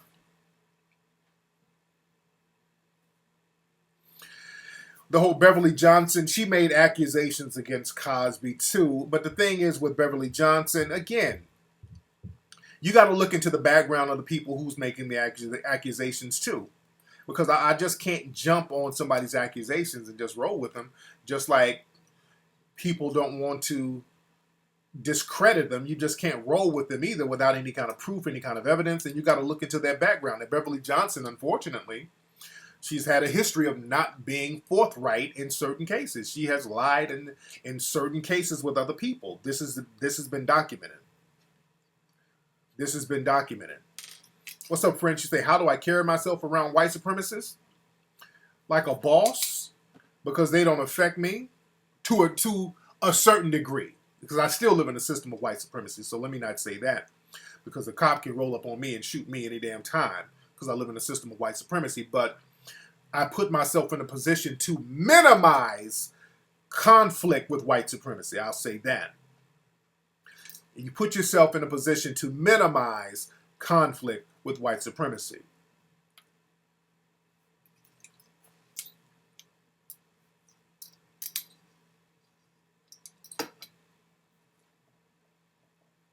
Let's see who we got here. What's up? Who's calling? Yo, this is Carl Lewis, Georgia. Carl Lewis, how you doing, fam? What's up, man? I got a question, man. Go ahead. Damn. Okay, I got my ex-girl who I'm about to hook back up with. And I got this new girl who I tried to talk to. And now I gotta tell this new girl, how do I tell this new girl I'm going back with my ex, man? I gotta grab my nuts and just tell her, man. All right, now let's just rewind the tape here. Now, why is this chick your ex? What happened with her to make her your ex? I just, she was my job. I basically kind of broke up with her because I didn't want a girl at the time. All right. How long were you dating her at the time? About a year or two, about 2 years. Okay. And how long have y'all been broken up? I stopped talking to her for about the same amount, like 2 years. Okay, so you haven't dated her in about 2 years. Yeah. Now, how old is she and how old are you? She is 46. I'm 29. You're 29, and she's 40. Yeah. She's 46. Yes, sir. I'm trying to get. I got to get back with her. That's why I was trying to leave her, but I was trying to move on. Trying to move on. Nigga, you calling me about a 46-year-old chick? I am. What's up with the new girl? Okay, if you got a 46-year-old chick you trying to get back with, what the fuck is up with the new girl? How old is this motherfucker? 80? She's 27. She's 27. The new chick is 27, and you got a 27-year-old chick trying to get with you, but you want to leave her for a 46-year-old chick. What is it about this 46-year-old chick that you got to get back with her for? I think all the pieces in place, man, for me to get with her. I think. Stop. You know what that means? The pieces are in place, meaning your shit ain't together right now. Have you been into jail or something? No, I'm good, man. I drive trucks, man. I'm good, man. My paper's straight, man. My paper is straight. Your paper's straight. You ain't on drugs. You ain't getting off the pipe. I mean, what's going on with you? Nah, man. Tell me if I'm doing the right thing. I'm straight. My paper's straight. It's just, you know, I like the girl. I like the woman. She's 46. I don't just like her like that. I just like her like that. You just like her like that. Okay. Now, see, you're stuck. I'm not stuck. I'm just trying to see why would you not want to get with somebody. First of all, I'm not about going back into old relationships. That's my thing. I'm not into going into old relationships, let alone, and I wouldn't have been in a relationship with somebody that's that much older than me as a man anyway. And I got a newer lady who's trying to get down, so something ain't right with your story, brother. Something you ain't saying that's right. There's something that you're leaving out. That's why it's kind of difficult to really give a real assessment. If somebody has a 29-year-old and you're talking about I want to go back to my 46-year-old ex, sounds like, man, there's a drug problem there. Something ain't that's just not normal. And there's something that you're not revealing, something that you're not leaving, something that you're leaving out, brother. And my thing is, if you might be a nigga who like MILFs. You might have an old chick fetish, and you shouldn't be with a young chick. You obviously you do, because you ain't on the pipe. You just didn't get out of jail, so you just a nigga who like old chicks. You got like a granny fetish. So I would say get back with Nana, brother. Get back with her and get it popping. You dig? Yeah, appreciate it, man. Damn, man, I hate for you to say it like that, man. It's just that first sight thing, man. I just saw her, man, and I wanted to get with her everything. I was taking her with her. I was taking when I first saw her, and I ain't know nothing about it. Okay, yeah, you got you probably. She might look good. I'm not saying she might not be a bad looking old chick, because I know some chicks. Yeah, there's some 46-year-old chicks who look good. Does she still look good? Yeah, she look good. I just like her, man. She talks good. She talks good and all that crap, man. Obviously she dances good, because I got video of her. This is her right here. Hold on.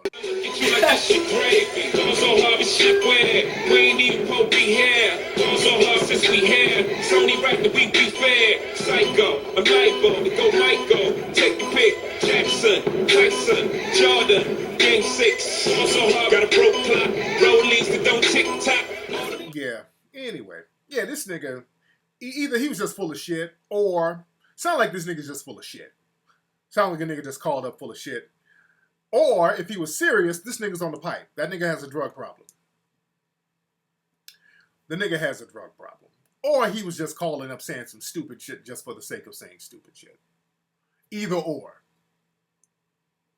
Or, it might be a nigga with an old chick fetish. There's a lot of dudes out here, especially brothers, got that Oedipus complex. They just want to be around an older mother figure. A lot of dudes like that. What's up, man? Who's calling? Hello?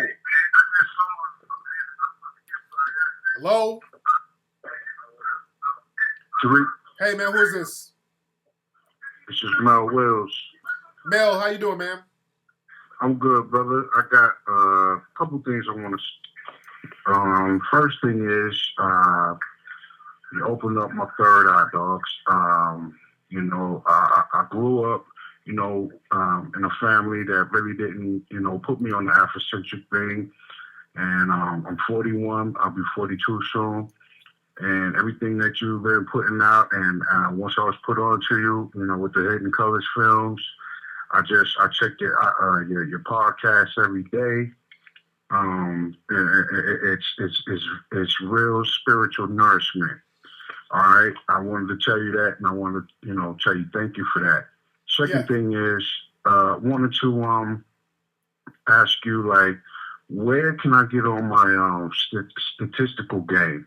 Because I have a lot of debates, and people want to bring out the statistics, and I fall short when it comes to the statistics. Can you point me in the right direction? Yeah, just as far as statistics is concerned. Okay, like for example, give me an example of where they people hit you with. Okay, I was having a debate with somebody, probably about 3-4 days ago, and then they bring up old ass statistics from 79. What was it? From 79 to like 005 or some shit like that. Yeah. And it was from the NAACP, and I know who the NAACP was started by, and it was I wouldn't say suspected white supremacist. I would say who was posting this, so that it would seem like, okay, this is from your own people. You know what I'm saying? Talking about the black on black crime shit. Okay, look. Okay, this is what you do, because again, white supremacists, they love throwing these stats out, and that's their trick. They love to throw a bunch of stats out, and you see, they don't ever call me with this bullshit, because there's so many ways to knock that shit out the water. Okay. Absolutely. When these white supremacists start throwing out their stats, it's like, okay, if black people commit all this crime, why? What they're going to say next, because all these white supremacists read from the same script, they're going to start talking about the breakup of the black family in the 1960s. Then they're going to say it's the liberals giving out welfare. All right? Okay. This is chess. You got to know what your opponents are going to say. They're going to start doing that. Now, you can point out white on white crime. That's easy. But what you do, you destroy those loaded black stats and just get them to say why. Okay, black on black crime, you say that it's the breakup of the black family. Okay, that's not true, because before the breakup of the black family, before the 1960s, the black crime stats were still high. In the 1950s, the black crime stats were disproportionately high. The 1940s, they were disproportionately high. Going all the way back to the early 1900s, the black crime stats were disproportionately high. And then ask them why. Now, they won't have an answer, because basically they copy and paste the same bullshit from white supremacist websites. That's why they hide their identities when they're spitting their garbage, all right? So they're not going to be able to explain it. You're going to stick them right there. They're going to be lost right there. And so basically, when you let them know that the stats are high, I know the stats. I can point to the stats from 1950, and I can point to the all-black chain gangs of the 1900s and 1920s. The reason why the black crime stats were high, even when black families were together, is because more things are illegal for black people to do. Back then, it was illegal for black people to drink out of water fountains. It was illegal for black people to ride buses. It was illegal for black people to walk on certain sides of the street. So this is why black crime was high, because your skin color made most things illegal for you. And the same thing happens today. More things are illegal for black people today. Look at the drug laws. The drug laws are disproportionately targeting black people, and we don't even use or sell the majority of drugs in this country. You have laws based on sagging pants that target black people. You have loitering laws that target black people. So of course the crime stats are going to be disproportionately high, because the white supremacists who are in law enforcement get away with targeting black people more for crime. And also the big question you always ask when they throw these stats out, say, okay, black crime is high. So what should white people do about it? You just ask them that. That's what Neely Fuller said. Just ask them that. What should be done about it?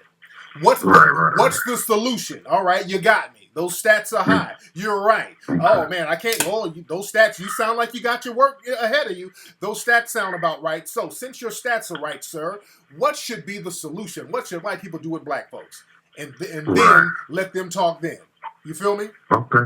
Yeah. One more thing before you cut me off or hang me up. Did you see the bullshit with Mickey D's? What they do? Where they charging, because I don't know where what particular state it was in, but they got they had like a sign in the window saying, because of recent excessive break-ins, African Americans will be charged an extra $50 with everything that they buy.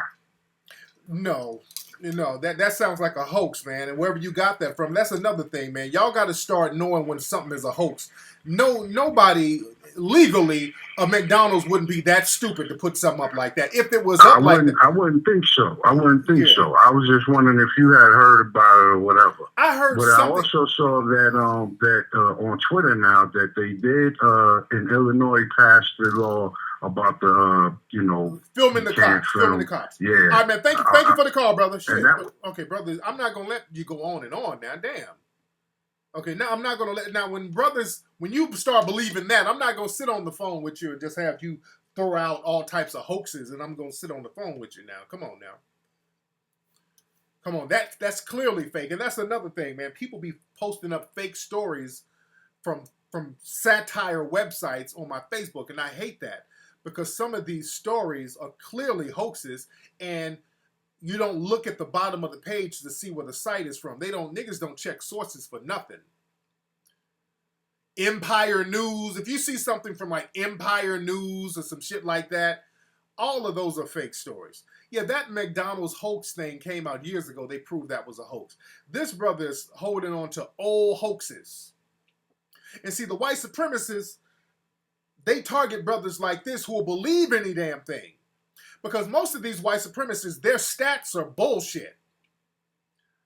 Most of these white supremacists who throw out these stats are total bullshit. These white supremacists be lying their asses off, but they know that a lot of black folks won't challenge him or follow back and read.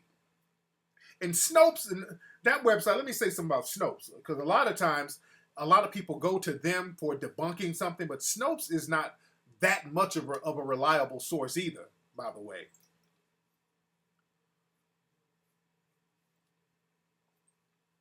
Just like when the white supremacists, they always try to hit me up every now and then, telling me about slavery, because white supremacists, they try to get their little weight up and hit me up in emails. They're like, well, Tariq, you always talk about slavery. You know, the first slave owner in America was a black guy.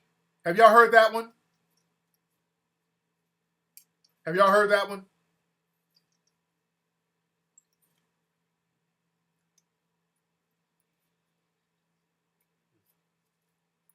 And what that is an extreme. It's not even a half truth. It's based on truth, but it's a lie. Saying that the first slave owner was black. It's a guy named Anthony Johnson that the white supremacists, they like to post up, and they try to make it seem like he was the first so-called slave owner in America, which is not true. It's not true. Anthony Johnson, he wasn't the first slave owner. Anthony Johnson was a black man who had indentured servants. Most of his indentured servants were white.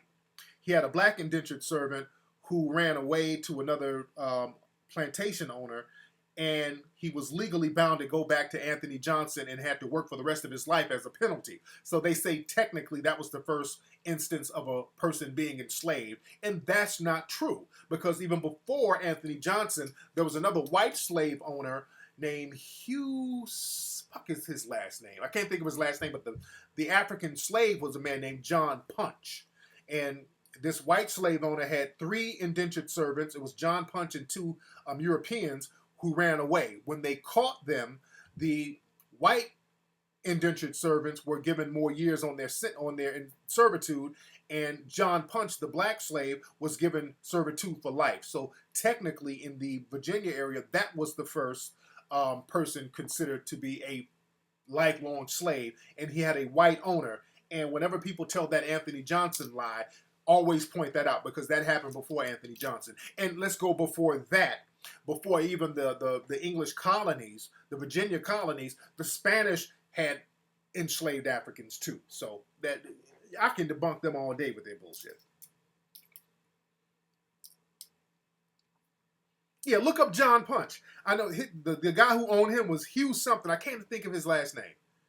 I can't think of the white slave owner's name. Right, it escapes me right now.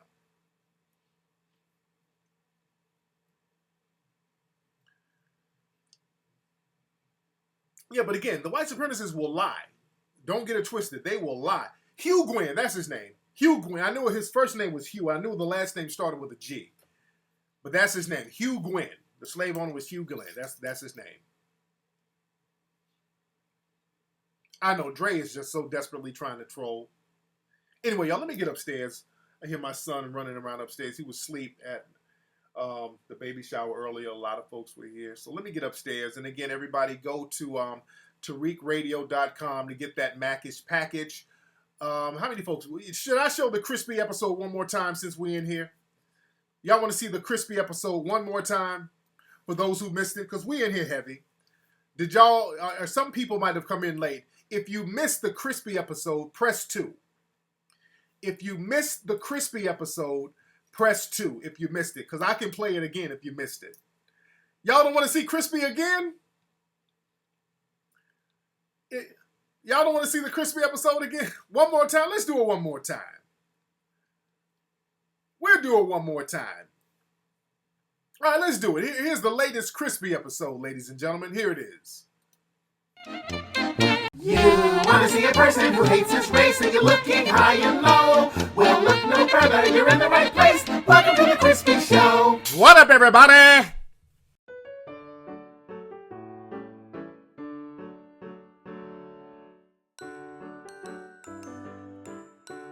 What up, everybody? Welcome to the Crispy Show, boys and girls. And today we're broadcasting live from the basement of my struggle mansion, everybody. Now, Crispy is sorry to say that I have relapsed, everybody. I am back on the narcotic. I'm back on the white horse, everybody. I've been doing cocaine all day, but I'm just still taking it one day at a time, everybody. I'm taking it one day at a time, everybody. Anyway, boys and girls, if you hear some loud noise going on in the background, everybody, I kidnapped a raggedy black bitch and I got her held hostage in my dungeon, everybody. So if you hear loud noises, everybody, don't mind that. Shut your goddamn mouth, everybody. Keep it quiet, you raggedy black bitch. Put the lotion in the basket, everybody. Put the lotion in the basket, everybody. Anyway, though, everybody. So on today's show, everybody, we're going to take some listeners' emails, everybody, so we can get some feedback for the Crispy Show, everybody.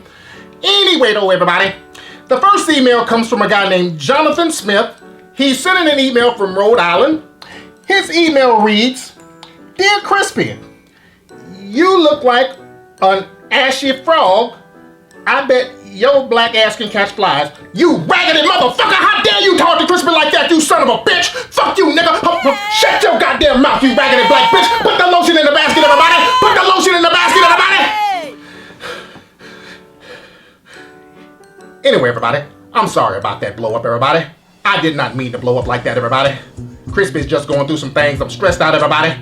So I'd like to apologize for me blowing up like that on air, everybody.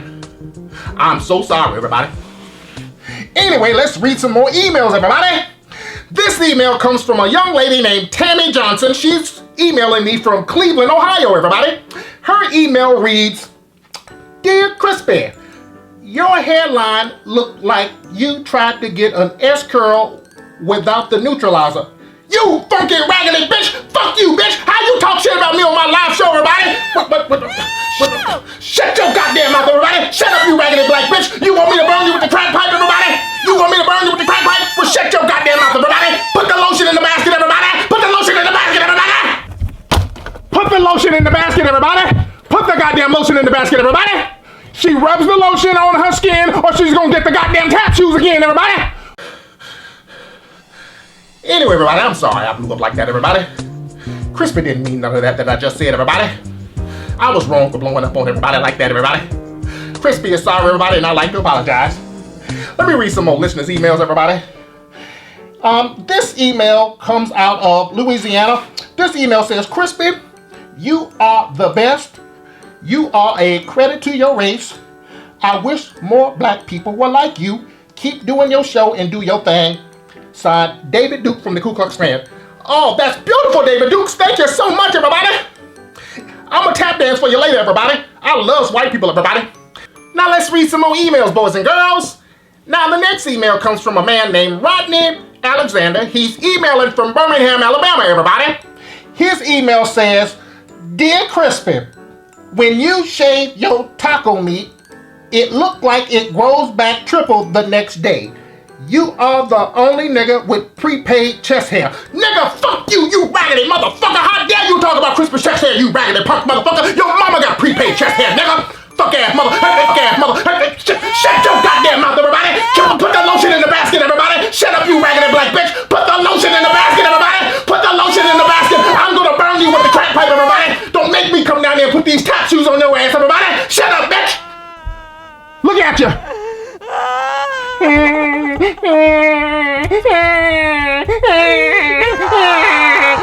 Shut up, you raggedy black bitch, and put your lotion in the basket, everybody. Anyway, everybody, I'm going to just stop reading emails right now because these people are embarrassing me, ladies and gentlemen. So I'm just going to continue to go on to my Christian Mingle page so I can try to find me a nice little white bitch. I think I need to change my Christian Mingle profile so I can let these white bitches know what I'm working with, everybody. Would you fuck me? I'd fuck me, everybody. I would love to fuck me, everybody. Let me show you white bitches what I'm working with, everybody.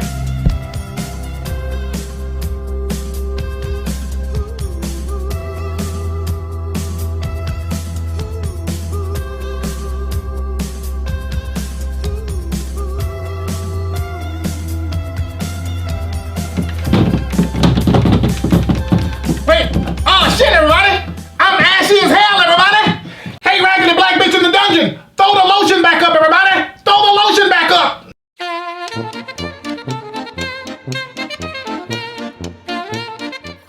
Yeah, so we're back. I'm reading some of the comments. So they had the rap battle tonight with Cassidy won the rap battle. I gotta peep that out. Who did Cassidy battle tonight?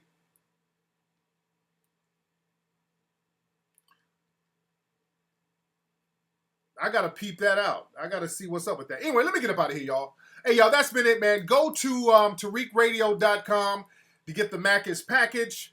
I am out of here, ladies and gentlemen. Follow me on Twitter at Tariq Nasheed. I will holla.